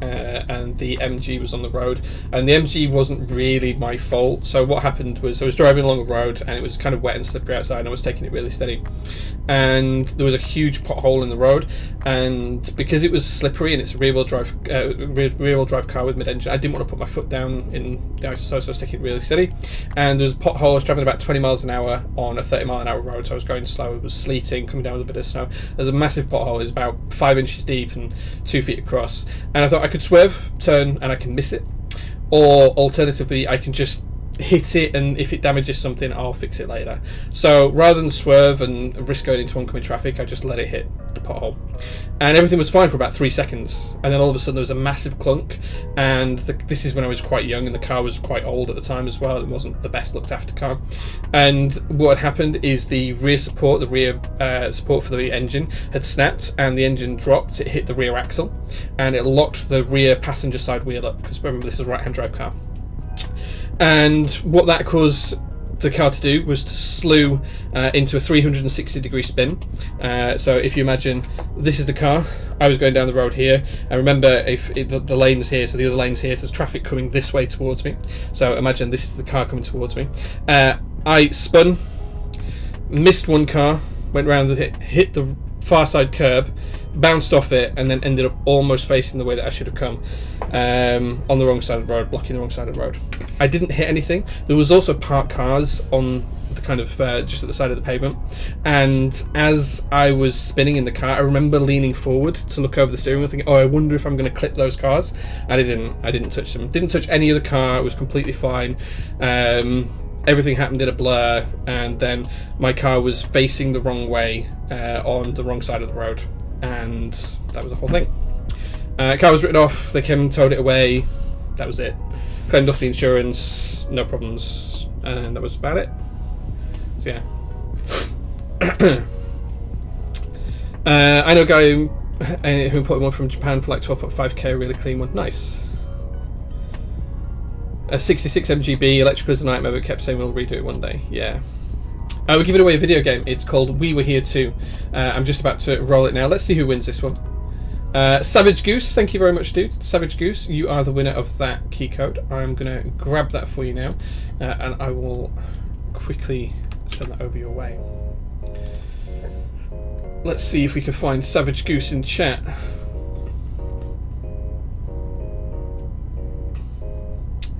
Where is Savage Goose? I can't find him in chat. I can't find him anywhere. Has he posted again? Savage Goose, where are you?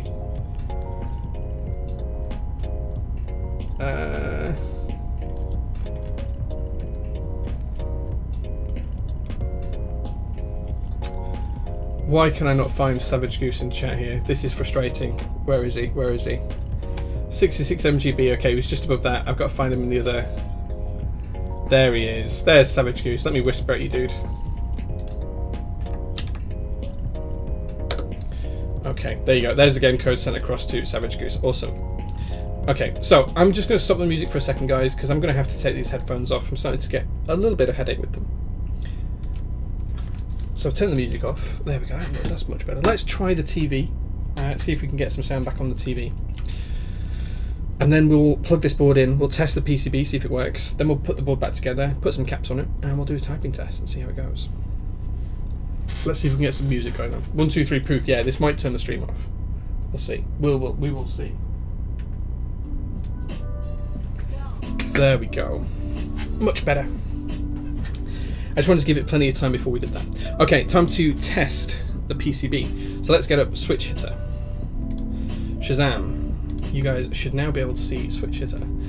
Let's unplug this keyboard. Steal the end of the cable.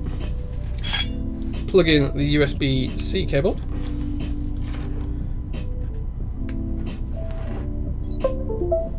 There we go. Okay, let's try this out.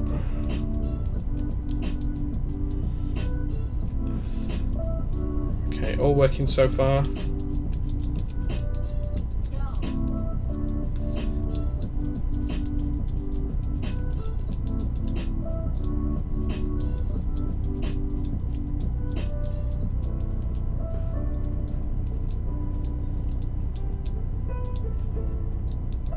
That must be FN. Yeah, there we go. All working, all looking good. Excellent. Okay, who's raiding? What's going on here? What on earth is going on? What on earth is going on? Alex says, thank you very much for joining the stream, dude, and thank you everyone for joining. We're literally just about to finish building our Volcano. We're going to put the PCB and plate assembly into the case. We've just been testing that the PCB works. Thank you very much for joining, guys. I didn't even see that happen. But glad to see everyone here leaking the raid. I didn't know what was happening. Look at all these hype badges as well. Alexa hype. We need to get badges on Top Hack, don't we? That's one thing that we've needed. Nice YC8 connector. Yeah, it's really old. Oh, Alexa thought I was talking to her. Stop. Almost at sound test time. Yeah, I'm not going to say his name again because it just set my Alexa off. So there we go. But thank you very much, dude. Thank you for joining. It is a hot board, yeah. Now, usually I don't build ANSI boards. I usually build ISO because that's my kind of layout. But the plate and PCB assembly I have here only supports ANSI. So we are building with that for now. But for now, it's time to put the case together. And then once we put the case together, we can then test out some keycaps on the board. Okay. I'm just wondering what the best way to do this is. Probably best to do it the other way, actually. So now we're going to see that these tabs align up to these gaskets, and that sits nicely together. There we go. Brass gang in the house. Nice. ISO is better than Nancy. I wouldn't say either's better than the other. I think it's just all personal preference, man. Everybody likes something different, and there's nothing at all wrong with that.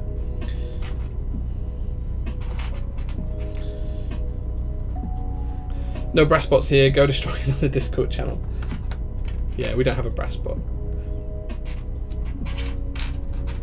Hands up, it's okay. You have FFZ and BTTV emotes. Yeah, that's true.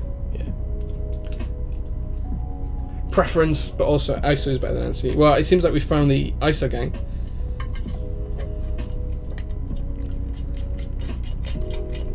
ANSI with big ass sensor. And ISO is the best way to go.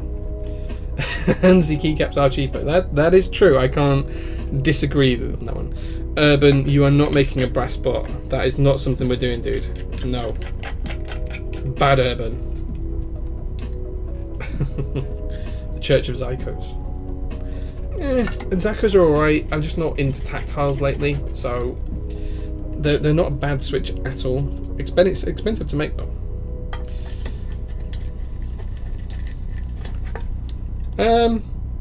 And so if you want custom keycaps, hey man, I use a lot of my boards as ISO, and I don't tend to have too many problems. 90% of the boards you see on the wall behind me ISO, and I have nearly every GMK set made, and most of them will support an ISO board some way, shape or how.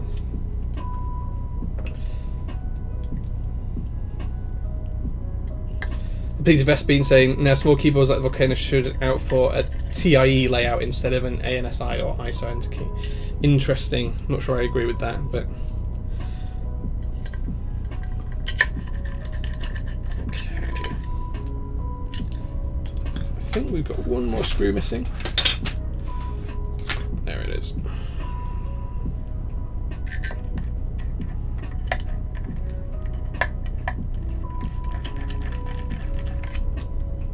Okay, that's the case all put together, all looking nice. I will clean off the plate later on before I finalise everything. Now what we are going to do is we are going to get our keycap set back out, but we're only going to use the modifiers from this keycap set, and we're going to use alphas from something else. So, time to get hyped for that, guys. Zycos 2 bourgeois of a switch for me. Yeah, I mean, they're good switches, they're just not for me. I've just gone past the age of tactiles now. I vastly prefer linears. I used to be the other way. I used to significantly prefer a tactile build, but these days I just don't. Well, alphas. You'll see shortly, guys. You'll see shortly. Step caps should be somewhere. I will reprogram this at some point, and it will have control put onto caps lock. That's just because that's the way we do things.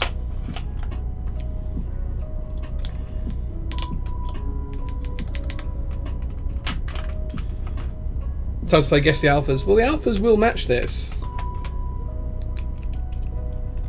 Oh, is this where we find out we put it wrong? Oh no, we've made a mistake, guys. We've made a mistake. Oh no, we haven't made a mistake. That's supposed to be a 1U keycap.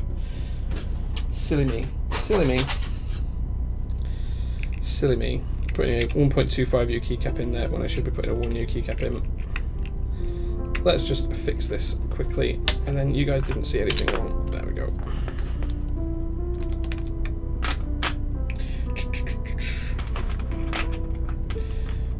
Oh, I forgot this has got a row 5 bottom row as well. Interesting.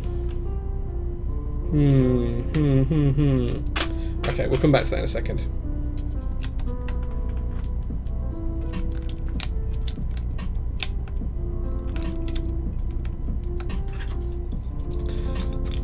I may need to look in one of the other kits for the keycap that I need there. Okay.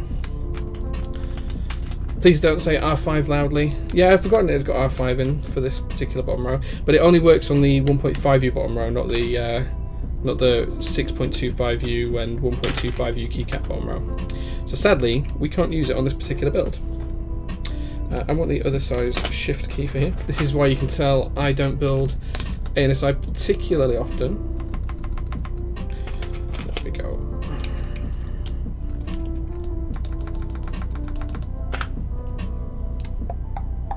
Is there a mod colored one? There is. There we go. Handlebar is a great conversation piece. Yeah, it's on the wall behind me, just over there. You guys should be able to see it somewhere on the wall behind there. How do I like the H1s? H1s are quite possibly the best stock switch on the market right now, in my view. I know that's a big claim, but it's one I stand by.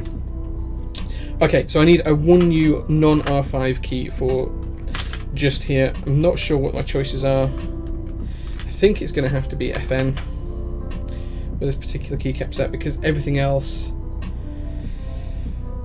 everything else is slightly different. Everything else is row 5, and I don't have row 5 keycaps, so there we go. So we can pop those back to one side, and that's all we need from here, apart from the page up and page down. But I'm going to leave those out because there might be something a little bit nicer to use than those in the rest of this set. Alp's best stock switch. Alps need a lot of work to be good. A lot of work to be good. Full backspace. Yeah, man, I don't like split backspace at all. Okay. So, what we're going to use for alphas are these. And these are kind of cool. These are the original Triumph Adler keycaps. And these are Cherry PBT die sub, and they've got some absolutely great legends. So these are proper old school Cherry die subs. There we go. So we're going to use these with the GMK. Look how cool these are. This is what Triumph Adler was designed around. These are the original keycaps. Yes, I'm mixing PBT and ABS.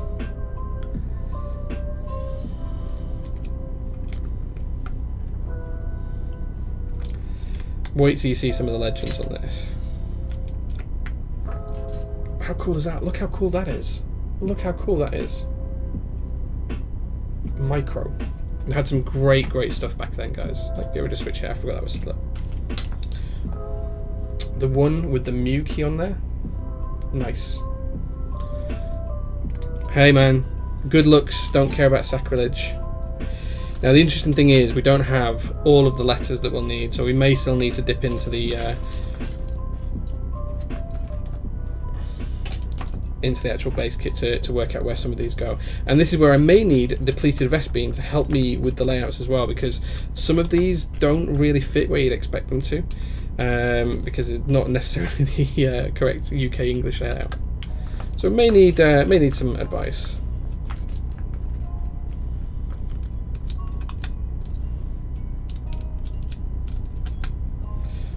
Okay.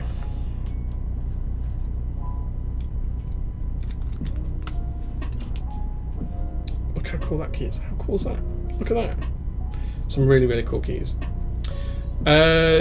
Yeah, so the music's on the TV behind me. I don't want to wear headphones to do music. I was doing it earlier on. It gives me a little bit of a headache.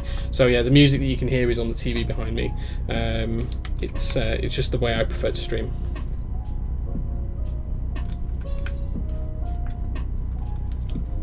Okay.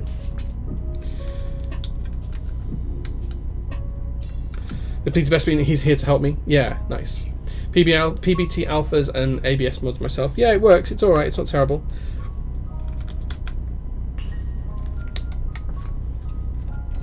I'm just going to do the easy ones for now and then work out where the other ones come in later.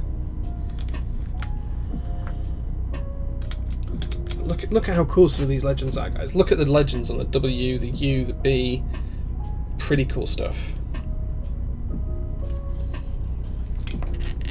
And then you have keys like this as well, which are just absolutely stunning. We don't have good legends anymore. Why don't you use in-ear then? I just don't like headphones. They give me headaches, guys. That's literally it, man. If I'm using headphones, I like to block out all sound outside, which is why I use the Sonys. These I can use for longer without getting headaches, and I do use these for the actual weekly stream that we do on Top Black, where we talk about news shows and stuff, because I need to be able to hear Brian and everything else. But I just don't like wearing headphones, man. I would much rather not wear them.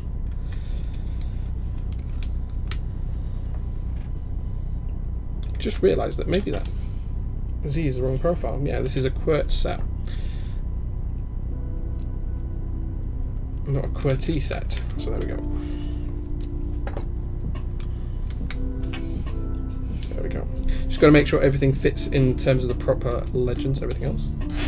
Those legends are amazing, and I can see myself going down a rabbit hole of finding this set now. Well, I actually have 2 of these sets. I actually have another set just up here, which I can show you guys.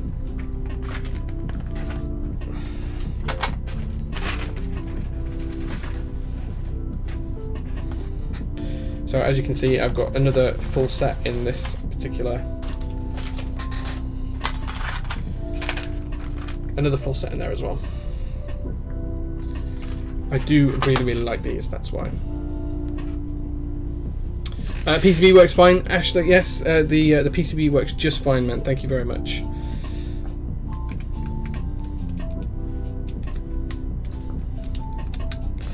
Okay.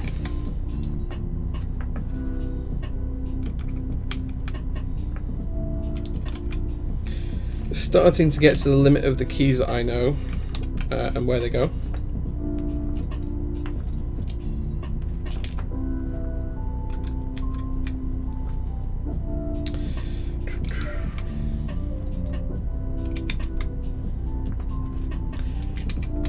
And then we'll have to rely on depleted Vespine to help us put the rest of the keys in the right places.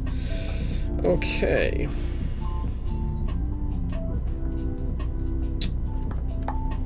There we go.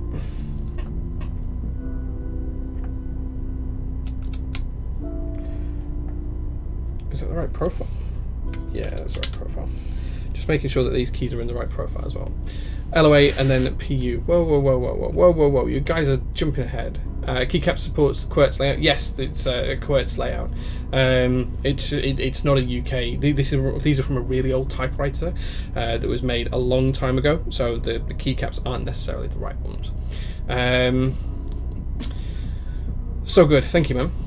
That would fit great on my board. I've never seen that. I've always used Nordic ISO layout, I think, new to customs. Yeah, so this is kind of a mix match because we're using ANSI layout, but then we're going to try and use Quartz layout keycaps.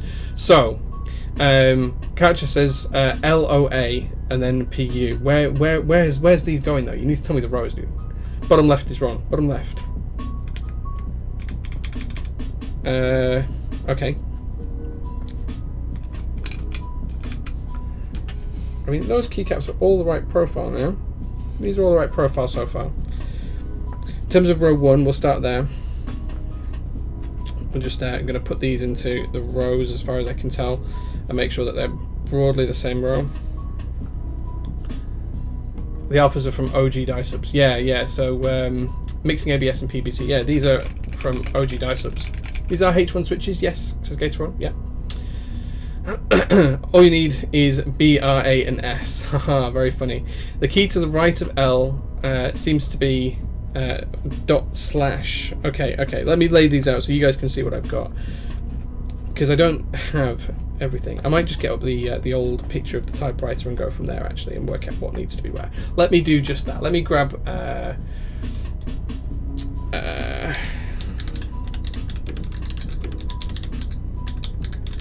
let me grab an image of the old Triumph Adler typewriter, see if I can't find the right one. Okay. So, status is supposed to go here, but we're not going to use that one. It does go YXCVB. Come on, I'm having to load the picture now because it was too small. Copy image address. Let's put the image into chat. Oh, I can't use that keyboard jack, it's not plugged in. There we go. There you go. There's the logo. So CVB NM, that's all right. And we've got the question mark, the dot, and the dash. Okay, I don't have those. I think I've got a different keyboard. I think I've got a different one. Interesting. Top row P and U. Okay. So I have the U. I don't have the P. PU. Okay, yeah, PU. Okay, then we've got another one that's missing there. Middle row JKL, and then it's the O and the A. Okay. Let's go for that.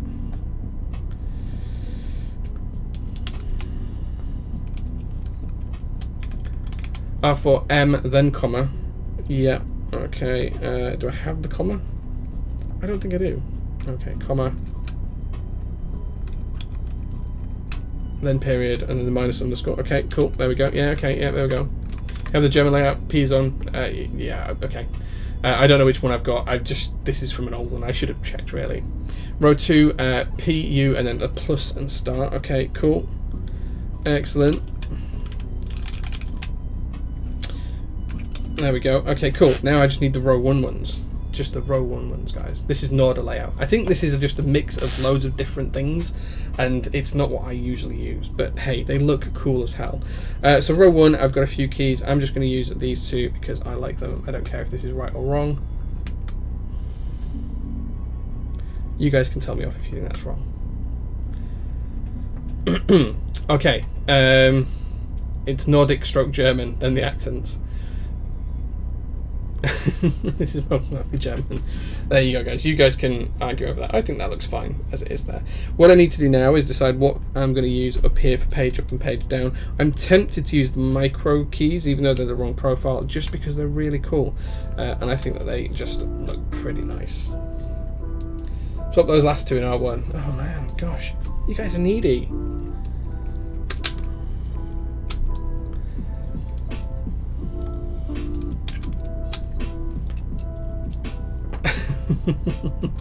Here we go, guys. It's not supposed to be necessarily accurate. I just wanted to use these keycaps because I absolutely adore them and I think they're amazing. So there we go. I don't know what language the other set have got is. I should check that. But there you go, guys.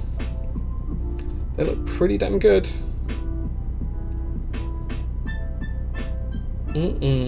Typewriter keycaps for the win. We are needy. Thank us when you're trying to write SS and you write plus. Well, it's going to be in UK English. I'm joking, guys. I'm joking. Amazing colour matching and processing. Yeah, man, these took me a long while to find. As I do have two sets.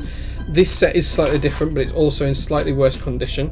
I can show you that it's different because the C has got a different legend on it. You see these are really grubby.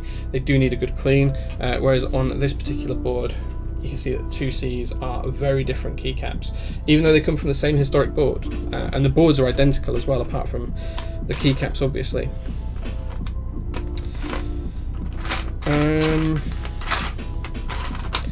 Yeah, I don't know if these are a different language or not. I can't remember. I feel like these are the UK English ones, but maybe I'm wrong. Yeah, I think these are the UK English ones because they have like 3 and the yuan sign as well. But anyway, they are much dirtier and need a lot more attention. But there we go. I've seen these sets on quite often on Desk Storage. They go for 40 euros. Yeah, I didn't pay a lot for them. I think I paid £18 for this one, and that was on the full original keyboard. I've got the vintage keyboard in my cupboard, and that one was on the full keyboard as well. I think that was £60. So yeah, probably about 40 on average. This is a 66 key layout. It's a Volcano660. So yeah, I got them for good prices. I can't complain. It's a 660 key. 65% would have a full row here, and the shift would be slightly shorter, so these kind of lined up to here, and you'd have a full row down there. So these two caps would line up to this line, that shift would be shorter, and then those two and that one would be here, and that would be 65%. Can only imagine trying to find a set of these. Yeah, I just keep looking out for them, and they do turn up. You just got to keep looking out for them. The keyboard looks great with those caps. Yeah, it looks fantastic, right? I think now what we need to do is do a bit of a sound test out and see how it sounds. So the reason why I didn't split right shift is because it's an awkward size, and if you split it, you actually end up with a 1.25U and a 1U key here. So if you split this key, you end up with a 1.25U key and a 1U key. So I can show you that really easily just by doing that. Look. And that is a terrible layout for this board. That does not work. You can also do it the other way around, but on a 660 key, that doesn't work. So yeah, that's why.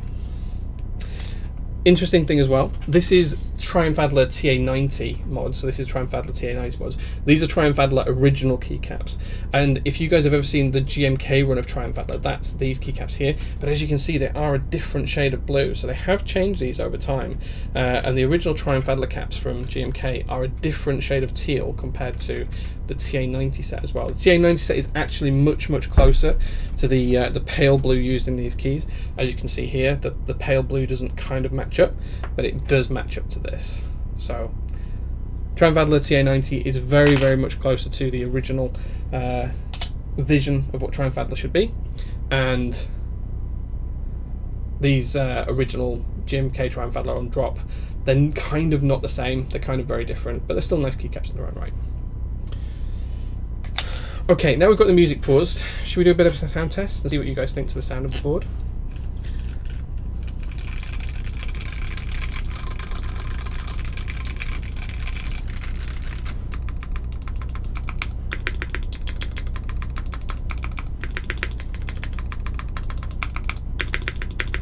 Okay, so these are 78 gram switches. Yeah, I'll weigh it right at the very end, but let's see what it sounds like.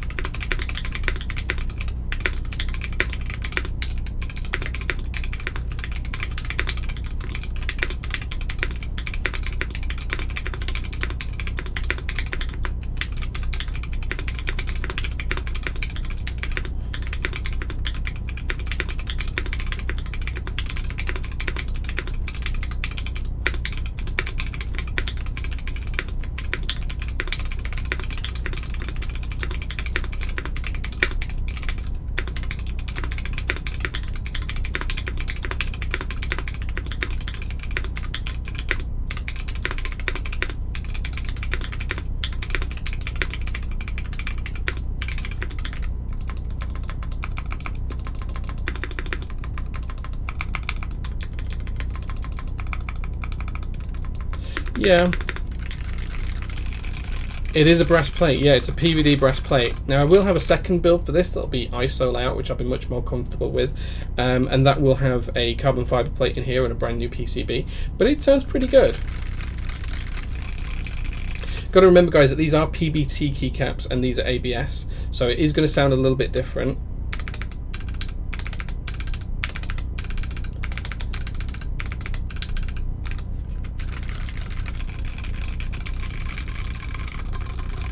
Yeah, pretty high pitch. It is H1 switches as well. I think the modify keys that are stabilised sound fine. Spacebar sounds great. Spacebar sounds epic. These keycaps feel really nice to type on as well. And I do love the look of this board. Just being able to see the kind of shine through there as well as I tilt it around. It looks pretty good. Pretty good. Yeah, PBT definitely a big factor. I think if I change these keycaps for the ABS ones, you'd probably hear a difference. But I think it looks pretty good. I'm really, really happy with the way this board looks. It's really nice looking. It's a great colour. The keycaps fit it really well. The whole having the vintage keycaps on there is a really big positive thing for me. So I'm pretty happy with how well that turned out. Okay, guys. So you know what that means. It's time to do another giveaway.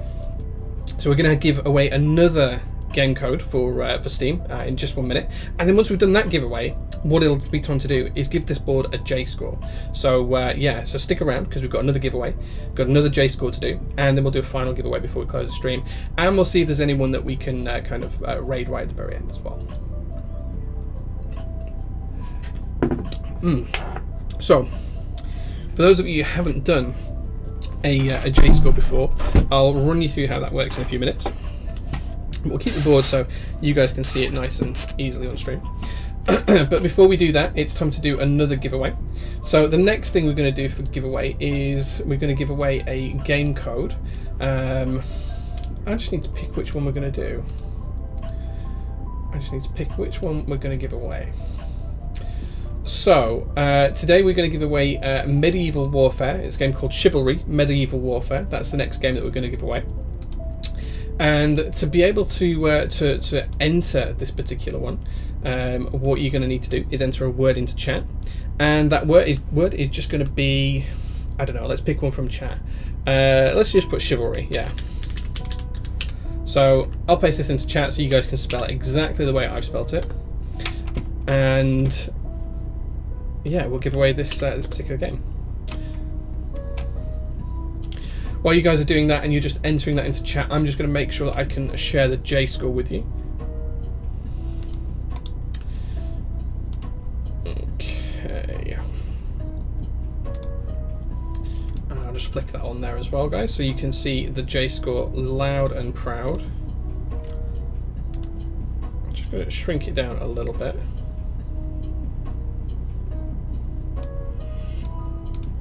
Why is it not letting me edit it?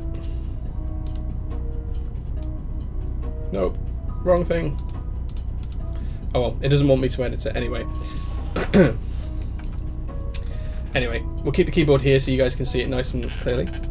Best boy you've got in is the ice macro pad. Yeah, so if you guys want to follow along on... Yeah, so that's what I paid, including shipping for it, but that included a key set as well. I don't know what the group buy price was for it, so I will edit that if someone can find out what the group buy price was for the Volcano660. But I did buy Triumph out of TA90 and all its kits as well at the same time. So, yeah. Keep putting chivalry into chat, guys, if you want to try and win. As I say, I've got the J score up. And for those of you that haven't been through this before, what we effectively do is we score it on a few different things. Ease of build, packaging and first impression for the build score. We then take it through a home score where we judge it on value, style, quality, typing sound, typing feel, innovation and cool factor. Then we do a work score, which is based on practicality, how easy is it to carry around, office acceptance, would it work in your office, volume and noise level, is that acceptable in the office place, and then we give it a final score and a bit of a hot take as well. Now we do two scores for this. I do a score and the community does a score as well, so we have two rows. We have my scores and then we have the community scores as well. So you guys will just put some scores into chat to say whether you think it's a 5 or a 4. 1 is always a bad score, 10 is always a good score, so you need to weight that in your mind. Now if I said, was this easy to build, you might say, oh, it was, I don't know, a 7, and then you just type 7 into chat. So when we get into that, we're going to be doing that in just a few minutes. First of all, $375 US for the default kit and PC kit. Final price depending on the different crafts. $625 for PVD full brass kit. Okay, so I reckon it was probably in the region of, with the PVD bits as well, probably in the region of about $450. So let's put that in for the price, and we can judge it based on that. Okay, let's do the giveaway. Let's see who's going to win Chivalry, the game. Roll it. Senor Coconut, thank you very much. You are the winner for that particular game. I'm going to grab the game code now, and I'm going to whisper that to you.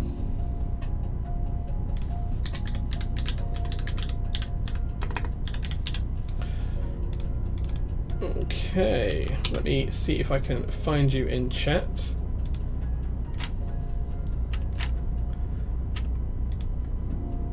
Whisper, and there we go.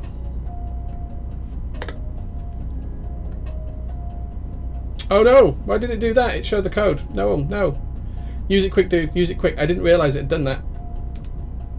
I did not realize it had done that. Idiot. Oh well, leaked. There we go. No James this evening. No, I don't think he's about. If he is, he hasn't mentioned that he's about, so I haven't seen him in chat either. Typical. I didn't realise it was going to do that. I was looking on the other screen. I thought it was hidden. Typical. All the way. Delete the VOD. Yeah, well, the VOD won't be posted until tomorrow anyway, and I'll just cut that bit out. But yeah, there's not any other game codes on there, I don't think, that haven't been used. Pretty much everything was used anyway. So just use it quick, dude. Use it quick. Use it quick. Send your coconut. Use it quick. Clip it. Hey, if someone gets them game codes, there's nothing major in there anyway. Most of them have been given away. I think there was only 1 or 2 non-red ones in there, so it's fine. It's fine. All the red ones are already gone. You can't use them. Sorry. Anyway, there we go. So it's time to quickly do a J score for this particular board, and then we will close down the stream. So as I say, how this works is I'm going to talk to you about my thoughts for each of these kind of columns. Whilst we're doing that, you guys need to put your versions of the score into chat as well. So for those of you who are here around whilst I was building this, let's give this an ease of build score. Was this a difficult board to build, or was it particularly easy to build? You can look at some of the other scores above to kind of work that out. But basically, you just need to put a score into the chat. 1 is bad, 10 is good. So the higher the score, the better. For me, the ease of build, it was pretty easy. There was no difficulty to the build.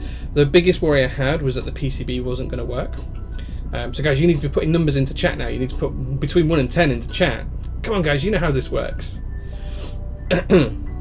No, some builds are very different. Some builds are very different. Some builds are really difficult. Like if you look back at the IDB 60 Steel Edition, that was really hard to put together because I had to sand back the PCB, I had to glue the gaskets into place, and then I had to solder it all up. That was very different. The JNCE was kind of easy to put together, but it was a ton of screws, so very different. But you guys give it a score. I think personally for me this one was pretty easy to put together. There was no great shakes, no great difficulty. The hardest thing was getting it out of the box. I think, broadly a 7 is fine for me. Why did I not type into there? There we go. So 7 was kind of where I would put it. Yeah, you don't have to vote. It's just good to try and see what you guys score it, and then we can get, you know, 5 is kind of like an average score. That's why we do this. So 5 is kind of like dead average. 7's a little bit easier than average.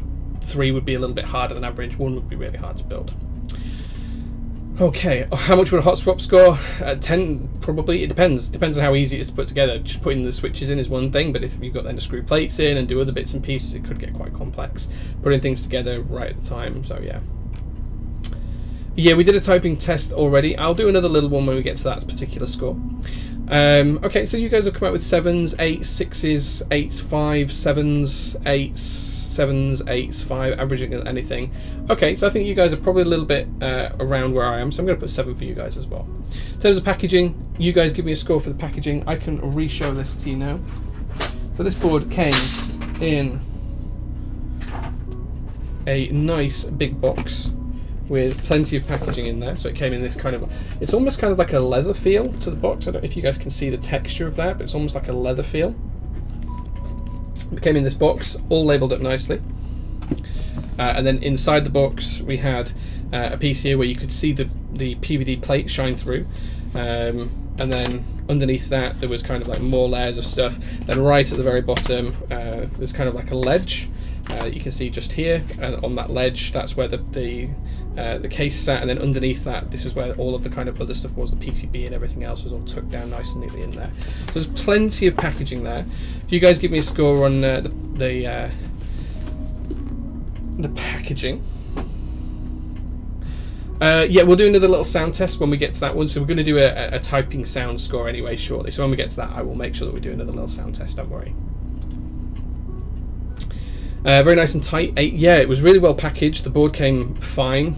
This was aftermarket as well, so I think I'm going to give this quite a high score. I think I'm going to give it an 8.5 for the packaging. I think it was pretty good. I think the only packaging really that's been better has been the key cult packaging, and that was pretty stunning.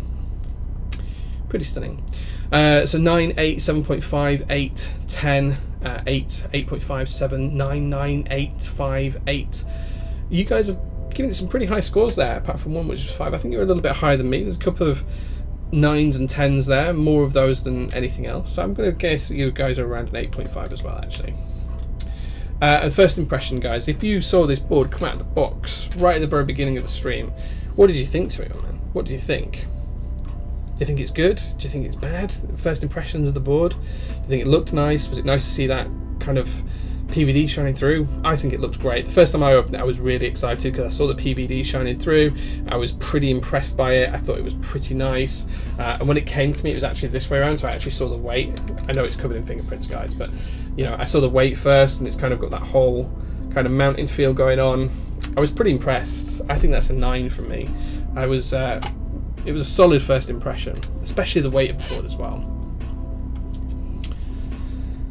10, 10, 10, 9.5, 10, 7.5 for shiny. I could buy a Leopold. Nothing wrong with an FC660M. Yeah, that's absolutely fine. 9, 7, 9.5. Best is probably the colour. It's a great colour. I really like the colour. 9.5, 9, 8, 8, 10, 9, 10. Could come with a 6 at the end. Okay, so I think you guys are broadly in line with me again. I think you guys are close to a 9. There's a couple of 10s in there, a couple of 9.5s, some slightly lower, like slightly lower ones. Let's go with a 9 as well. Okay, so I think someone said earlier on this was $417 for this particular one, this exact kit. So let me update the price.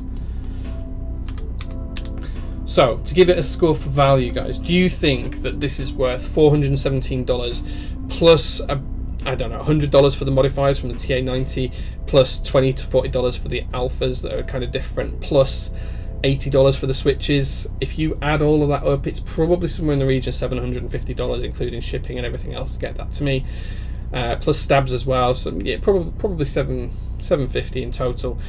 Do you think, guys, that this board is worth $750 US? If that was a price and this was sat on a shelf, would you think that was a good price? If you think it's a great price, give it a 10. If you think it's a terrible, awful price and it's triple what it should be, give it a 1. Give it a score anywhere in between, wherever you think. I think for me, I think it's probably on the high end of what I want to pay for a build of this kind of quality, although it is really, really nice, and I am already a big fan of this board, and it's I can't wait to build an ISO version because I will daily drive this for a long time. In fact, this might become my workshop board, but I think I'm going to give this one a 6.5. I think that's where I am from a value perspective. Yeah, it does need a replacement PCB, and I am going to have to buy another plate for the second build for it, so there is that to consider as well, which does kind of feature into my 6.5 score. So let's look at the scores for this one. 6, 8, 6, 6, 3, 8, 6, 5.5. Interesting how some of you guys really pay for this. Huey thinks it's a great price for it and giving it an 8. Urban also thinks the price is fine. Some other people think the price is okay. 5s from Snake and Gateron. And then some low scores from Nerve, 4, and Jodo123 giving it a 3 as well. So interesting. Okay, I think you guys are broadly in line with me again. Most of you are around a 6, some lower scores and some high scores. So I'm going to put a 6 down for you guys.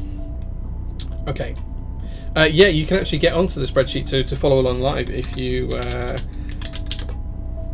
follow that link there. That will take you directly to the spreadsheet that we're using.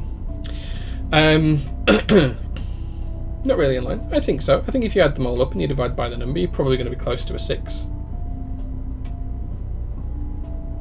I'm going to say broadly in line. Broadly in line, yeah.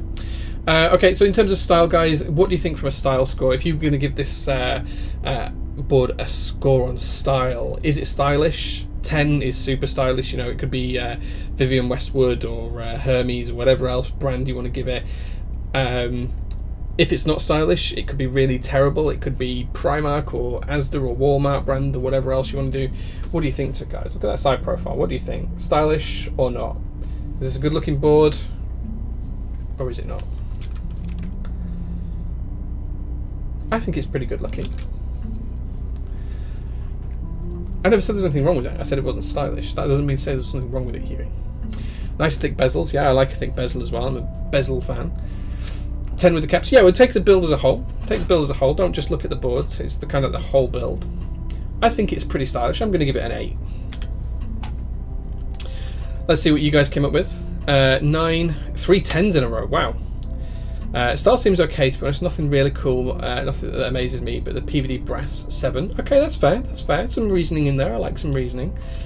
10 with the caps. 8 could hide the screws. Yeah, that's fine. But I mean, the screws aren't visible until you look at the bottom. Hiding screws isn't necessarily the easiest thing to do in the world. Tends to mean that you have to screw in downwards and things like that, and then put caps on. You know, so swings and roundabouts. Okay, I think you guys are a little bit all over here. So you've got some 6s and some 9s and some 9.5s. Overall, I think your score's pretty high though here. There's a lot of 10s in there. 4 10s, 5 9s. I think you guys are probably closer to a 9 than I am. Okay. In terms of quality, I don't know how you guys want to judge quality. I tend to judge it on the finish and the fitment. I think everything fits pretty well. There's no problems with bezel gaps. There's no problems with tolerances. Everything goes together just nicely. The quality as well, the anodization matches perfect. There's no difference between these two pieces at all that I can tell. The only slight issue that I saw was on the inside. So on the inside of the case, in the corners, there was some slight machining marks, and also on the inside of the brass weight where the screws are, there was 2 imperfections in the PVD, but they're all internal, so there's nothing external. For that point, I'm gonna give it an 8.5, just because it's not quite up there with the perfection of some other boards like the Keykults and things like that. So I'm going to give it an 8.5 from a quality perspective. Anodization's really good. It's soft, it's smooth. There's no ridges, there's no patterns to the anodization. It's a really nice even color. Slightly got that metallic sheen. Any marks you can see are fingerprints just from doing the build. So yeah. If it's internal, I don't really get bothered by it. Jane V2 be a 10. Yeah, we did my Jane a few weeks ago actually. That got 10 from a quality perspective. Yeah, people like that. I think the bezel's way too big. 9, 8.5, 7 or an 8. I'm going to assume that is from Huey. 8, 8, 8, 8, 8, 9, 9, 9.5, 8, 8, 9. 0 for the PCB. Yeah, we'll talk about PCB at the end. I think you guys, again, were about in line with me. I think averaging that there to an 8.5. Okay, so we'll just do a quick typing sound again. So whilst I'm typing, guys, you don't need to come up with a score for the typing sound. So this is after ABC Twitch's 8.5, so see what you think to the typing sounds.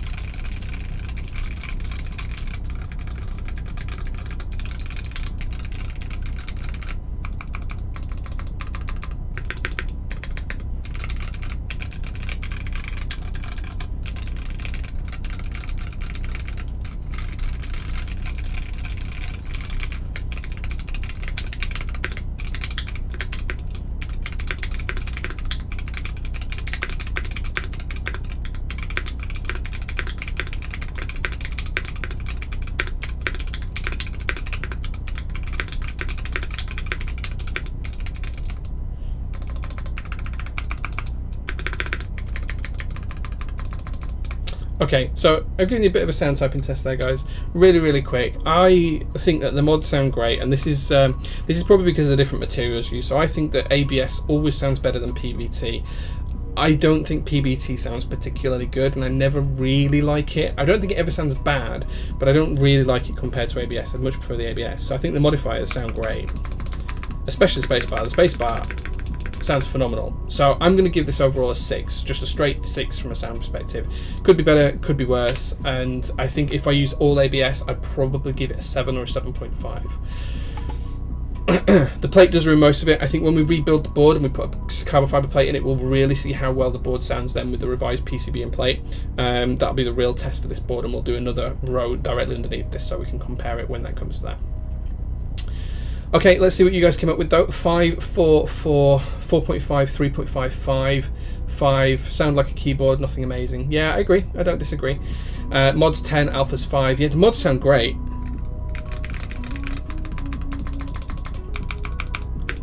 Spacebar sounds nutty as hell. The spacebar sounds so good. 5.5, 4. I like them thockier. That's fair. I think that's the switches more than anything, because the H1s, they don't sound great on the upstroke, which a lot of people have noticed. PBT sounds like PBT. Yeah, 6.5. Spacebar 9, rest 6. So averaging it all out, I think you guys are broadly lower than me. I think you guys are probably around a 5 because we've got so many 4s, 4.5s and 3.5s, lower scores, some kind of 9 versus 6s and things like that. So I'm going to put you guys down for a 5. And go there. Yeah, we're going to go with a carbon fiber plate. So I'm having a carbon fiber plate remade for this, both in ANSI and ISO layout. I'll be using an ISO one personally, and then there's a new PCB that's coming that I'll be using for this particular build as well. Typing feel, you guys are going to have to bear with me on this. This is kind of a subjective one, so I just put the score in and we duplicate it for both, and we go with that. It's just the only way we can do it, and that's why all the scores you can see above are the same. This is a really firm typing feel. The gasket gives a tiny bit of give. It's kind of softer on the bottom out than it should be on a normal breastplate, but there's no kind of forgiving feel in terms of that. It's very solid and very chunky. I kind of like solid feeling boards. I don't think everyone else does. I think a lot of people prefer a little bit of flex. There is no flex in this. There's a tiny bit of softness on the bottom out, and that's about it. I think realistically I'm probably going to give this a 6 from a typing feel perspective. Okay, now on to the tricky one, guys, innovation. So innovation, we try and talk about, do they do anything new? Do they do anything that's different? Do they try and bring something new to it? Or is it just kind of a run-of-the-mill kind of, you know, board? So if you look at things like the IDB60 Steel Edition, it was kind of a new material. It had a new plate mount style. It was very much a new mounting style. It was O-rings on and the PCB, and it was done in a slightly different way, and it got a 6.5. If you look at the Jane V2 CE, it only got a 5 because it wasn't really anything different. And then if you go up as far as something like the Homroco acrylic Alice, that only got a 3 from innovation. So if you don't think they're doing anything particularly new, give it a low score. If you think they're doing a really good job of it, give it a high score. If you think you're bringing something new to it. If you think it's just dead average, put a 5. Simple as that, guys. Judging it on how it is right now, I don't think there's anything particularly innovative about it. The gasket mount solution is very similar to others. In fact, it's actually probably slightly worse because you have to cut an O-ring yourself to certain sizes and push it into slots. Most gaskets these days have come adhesive. I've got some for the JO2 over there that are adhesive style. I think it's probably a little bit outdated in that, but it is now, you know, a couple of years old. realistically, I'm going to put this really run-of-the-mill and give it a 5. I don't think there's anything particularly innovative about it, but I don't think there's anything that's not innovative about it either. I think it's, you know, I don't think it's necessarily formulaic. I don't think it's just a copy of other boards, but from that perspective, I don't think it brings anything new. Okay, let's see what you guys went. 5, 4, 4, 8.5, 5, 6, 6, 5, 6, 6. So I think you guys are probably a little bit higher. There's a lot of 6s are bringing the average up. A couple of low scores, so we're going to go with 5.5. Okay, final one in the home score section then, guys. So now we're going to look at cool factor. So do you think this board's cool? Is it cool? So this is kind of different from style. Something can be stylish but not cool at all. Do you think this is cool? If you saw this on someone's desk, would you think, yeah, that guy's got a cool keyboard? Or would you not? Or would you think it looks not particularly good? So this is kind of taking everything into account, the kind of the size of the bezels, the look of the keyboard, the layout of the keyboard, the kind of switches that we've used, the keycaps that are used and in place, and how well they match the board. Is it stylish? I think it looks damn good. I'm really happy with this. I think there's a lot gone into this build to try and get everything to all match. You know, finding these keycaps wasn't particularly easy, matching it to the TA90, you know, matching it to the colour of the keyboard case. Oh, it's NC3, yeah. Don't judge it on that. That's not fair. You know, people can build it differently. Layout doesn't really count as such, apart from the actual 660 layout. That's the only thing that lets it down for me. I think I would have preferred this as a 65% board. If it hadn't have been a 660 board, I would give it a higher score. I'm going to give it a 7.5. I think it's pretty cool. I'm really happy with the build, but I would have preferred a 65% board. Okay, let's see where you guys got to. 7s and 8s, 9s. Thick bezels is cool as hell. Yeah, okay, fair enough. 9s, 9s, 7s, 10 from Jay. Nice, Jay, giving it a 10. 8s and 9s, 7, 8s. Sorry, Snake, why that preference? Oh, why for the 65%? I don't know, I just don't like this space here. I just don't like that space. I think it's wasted. It kind of feels... It doesn't feel optimal using of the space. And I feel like if you made it 65%, that's a little bit more optimal. Yeah, not everyone likes thicker bezels, that's fine. Okay, so I think you guys are a little bit higher than me. There's a lot of 9s in there. There's a couple of 7s, there's a 10 as well. I think you guys are probably at an 8.5 overall. So let's go with that. Okay, now we're going to go on to the work score. So you need to think about this one from an office perspective. And this is where we do weigh it if I can find my scales. Let me see if I can find the scales. I should have some somewhere here. He says... I could have sworn I had a set of scales just to hand. Are they out still? Oh, they're here, that's fine. I'd already got them out. So let's weigh this board. So we're going to rate this on a practicality perspective. Part of practicality is, can you carry it about? This board weighs 2.4 kilograms. For those of you in the US, that's 5.5 pounds. Think about practicality. Could you carry this around? Could you pop this in your bag? Could you take it to work? At 5.5 pounds or 2.4 kilograms, could you carry it around? Is that practical? Given the shape and the style of the board, is it going to be too awkward to carry around? Is it too big? Is it too small? Do the bezels make it easier or harder to carry around? Would you be worried about damaging it? Well, volume will come to later. So volume is very separate for this. This is just in case of the physical aspects of it. Size-wise, weight-wise, is it too big? I think this is just run-of-the-mill. In fact, no, I'm going to go for a 4. I'm going to go for a 4. It's just too heavy to carry it around. I would not want that in my bag every day at 5.5 pounds. That's not something I'd want to be carrying around all day, every day. It's too heavy to put in my bag. It's heavier than my laptop. That's not a good sign. It's not particularly practical. I think these edges as well, because there's only a really light chamfer on them, these will damage really easily. So you could really easily get like a chip or a crack in there just from knocking it. I think that makes it less practical as well. Okay, let's see what you guys scored it as. 4, 3, 4, 3.5, 4, 3, 3, 4, 7, 4. Overwhelmingly 4s in there, so I'm going to put a 4 down. Office acceptance. So by this one, guys, I want to know whether you guys think this would be accepted in your office. If you took this to work, and I know everyone's not going to work right now, but if you went to work and this was on your desk, would people notice it? Would people complain about it? Would people say it was distracting? Would people say that shouldn't be here? You know, would you be allowed to use it? all of those kinds of things. Now, in my head, a perfect score 10 here is a board that is a black TKL with black keycaps that no one's going to notice is any different. If you had this on your office desk, is someone going to notice it? Is it going to be too bright? Give me a scores out of 10, guys. Tell me whether you think this would pass as acceptable in your office. Let me know what you guys think. I think for me, this would be instantly noticeable. The colour just stands out too much. And again, we'll talk about volume in a second and noise in a second, but the colour just stands out too much. The caps are too different. From a work perspective, if I took this into the office, it gets a pretty low score from office acceptance. It's probably a 3. Probably the only board worse than that would be a laser PC Canoe, because that would really stand out. So I'm going to give it a 3, which is probably really low, but that's kind of where I feel it's at. Kajahata, I think it depends on where people work, which is why it's good to ask these questions as kind of like a, you know, an open-ended question, because people have different office experiences. So yeah, let me know. Okay, 5, 6, not pat tested. Yeah, that's another point. Yeah, 5, 6, 5, 4.56, 7.57, 4.56, 4, a couple more 6s. Okay, you guys have got some varying scores there, but I think every single one of them is higher than me, so I'm just going to put you kind of broadly in the middle at a 5. Okay, last one, and this is volume. So I've got music on in the background. I'm talking away to you guys.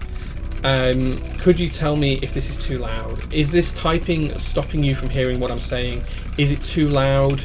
If it is too loud, then say, you know, give it a low score, give it a 1. If it's quiet enough that you can still hear me without, you know, too many worries, then give it a high score, give it a 6. If it's just a kind of okay and it's probably broadly in line with where a rubber dome would be, give it a 5. So yeah, see what you think. Tribalism.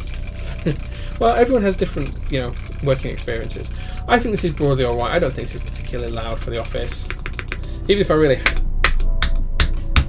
hammer it, I think it's alright. No one would really hammer it like that. I'm going to give this a 6. I think it's alright for the office. I don't think it's too loud. It's probably a little bit high pitched, but it's not too loud. I think a 6 is fine.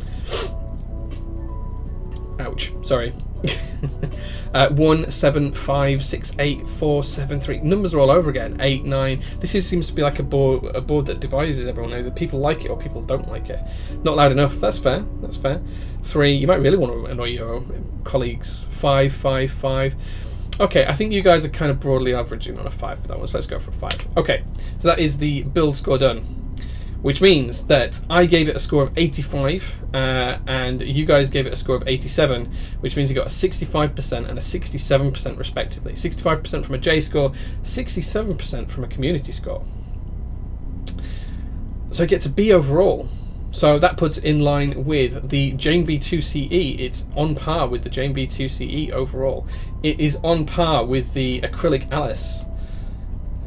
It's on par with the Keycut number 2. It gets the similar score to the Keycut number 2, the PC Canoe, and the Lin Whale with Nixies as well. That was a really expensive build. So it's kind of on par with some pretty high-end boards, which kind of makes sense. It does fit into that same kind of slot. So yeah, I feel that's kind of the right score for us to get in the end, in compared to some of the other boards that it's up against.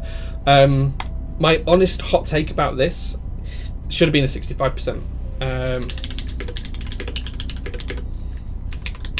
There is absolutely no doubt. What happened there? What happened there? Absolutely no doubt in my mind that this board should have been 65% and not a 660. It should absolutely have been a 65%, and that's the biggest downfall this board's got. So there we go. Yes, I have a Polaris. It's just on the table behind me. Again, another good looking board. This is my Polaris. Again, another board with what I like to think is quite a nice theme. But yeah, Polaris is kind of nice.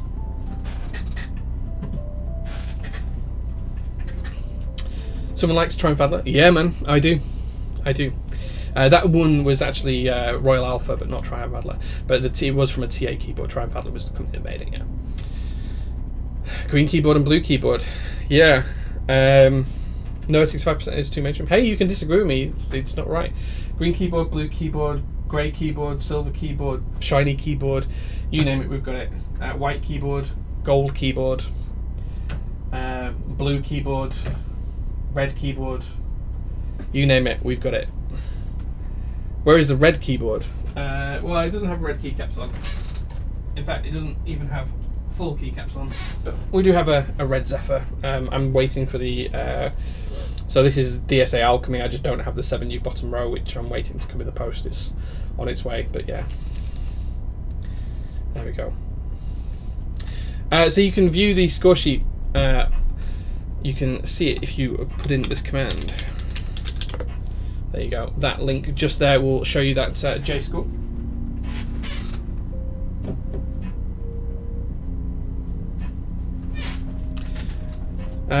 Someone mentioned Perestroika as well. No, the board weight of Perestroika is my profit, because that's in a really nice red shade.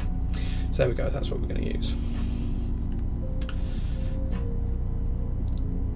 Okay, let me get rid of that J score and bring the rest of the desk back up. Yeah, I get that people joined it because it was 660, but I just don't like 660 layout. It's just not for me. And I would have much preferred it at 65%. So you don't have to agree with me. We can disagree and still be friends, man. We can disagree and still get on. You know, we don't all have to have the same opinions. I missed out on Future Funk, so sad. Yeah, I think there'll be lots of extras for Future Funk, and I'm hopeful there will be because I kind of want that set too. So there we go. If you guys have got any questions, now's the time to ask them, because we're gonna close down the stream shortly. Can we now? Salvin, what do you want? What do you want, man? What can I do for you, Salvin? What do you want, Salvin? What do you want? Can we now? I'm not sure what you're asking. Can we agree? We can always agree. We can disagree. It doesn't matter. We can agree, we can disagree. We can be friends through it all, man. We can be friends through it all.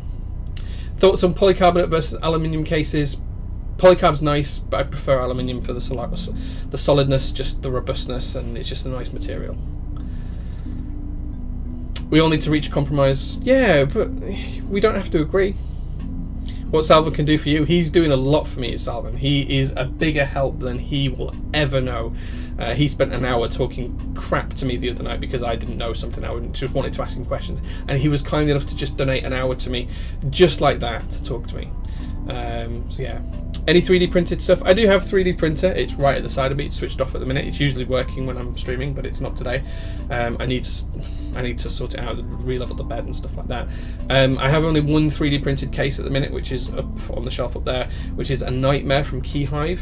And the only other things that are 3D printed that I have available at the minute are switch openers and an octopus, because why not? Everyone needs an octopus. And a T-Rex, because everyone needs a Flexi Rex. But yeah, just switch openers. Yeah, Salvin was really, really good. No tugboat. I do have tugboats. I have benches. There you go. I have a few of them in different materials and different sizes, and yeah, that's about it. Most of the stuff I 3D print tends to be really functional, and it ends up being used in stuff. So I have underneath my desk, I've got so underneath here I've got a 3D printed holder which holds onto a USB port, and it has a hook for headphones and things like that when they're on charge.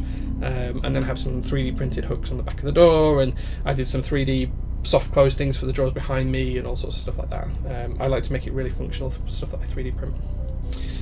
But sadly my 3D printer is not big enough to 3D print a keyboard case, so I would have to do it in parts. So there we go. Do I ever do Arduino stuff? Yeah, sometimes. I've messed around with a few, yeah. Do I have a daily driver, or do I rotate a lot? So for work, I generally use my JO1 keyboard. That is my daily driver in the office, absolutely. At home, I try and rotate as much as possible. I've got a really extensive collection now, probably close to 150, maybe even more boards. In fact, it's probably more than that. It's probably closer to 200, and it's really important to me to try and use them as much as possible. Literally, without me moving here, I could probably put my hands on 1, 2, 3, 4, 5, 6, 7, 8, 9, 10 keyboards, and a Jane build as well, just that happens to be just sat there because that's for the Jane V2 CE. So yeah, I try and rotate as much as I can. My collection is something that's really important to me.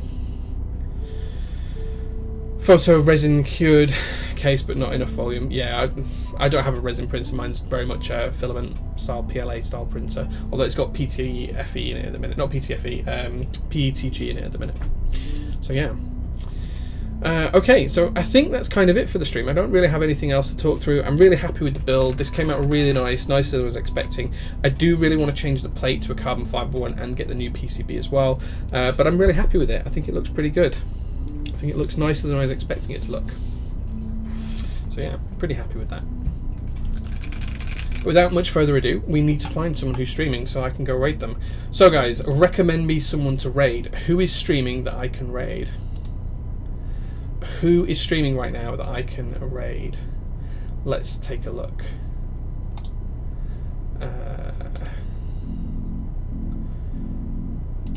Let me see if I can find someone who's streaming right now. Someone keyboard related. Oh gosh. That's someone with some kind of musical instrument. Okay, so Disco Crocodile is streaming. So let's go and raid Disco Crocodile. Let me do the thing.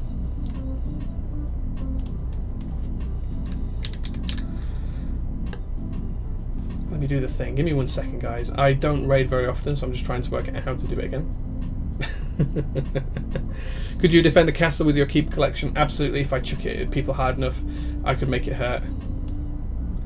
Oh, come on. Work, damn it. Where's the raid button gone? There used to be a button on here that was raid. Ah, there we go. Raid channel. Disco Crocodile. Okay. So, guys, go to him and say, from Top Clack with love. And I'll catch you all later, guys. But we're going to go raid. See ya. When it counts down. 5, 4, 3, 2, 1. See ya.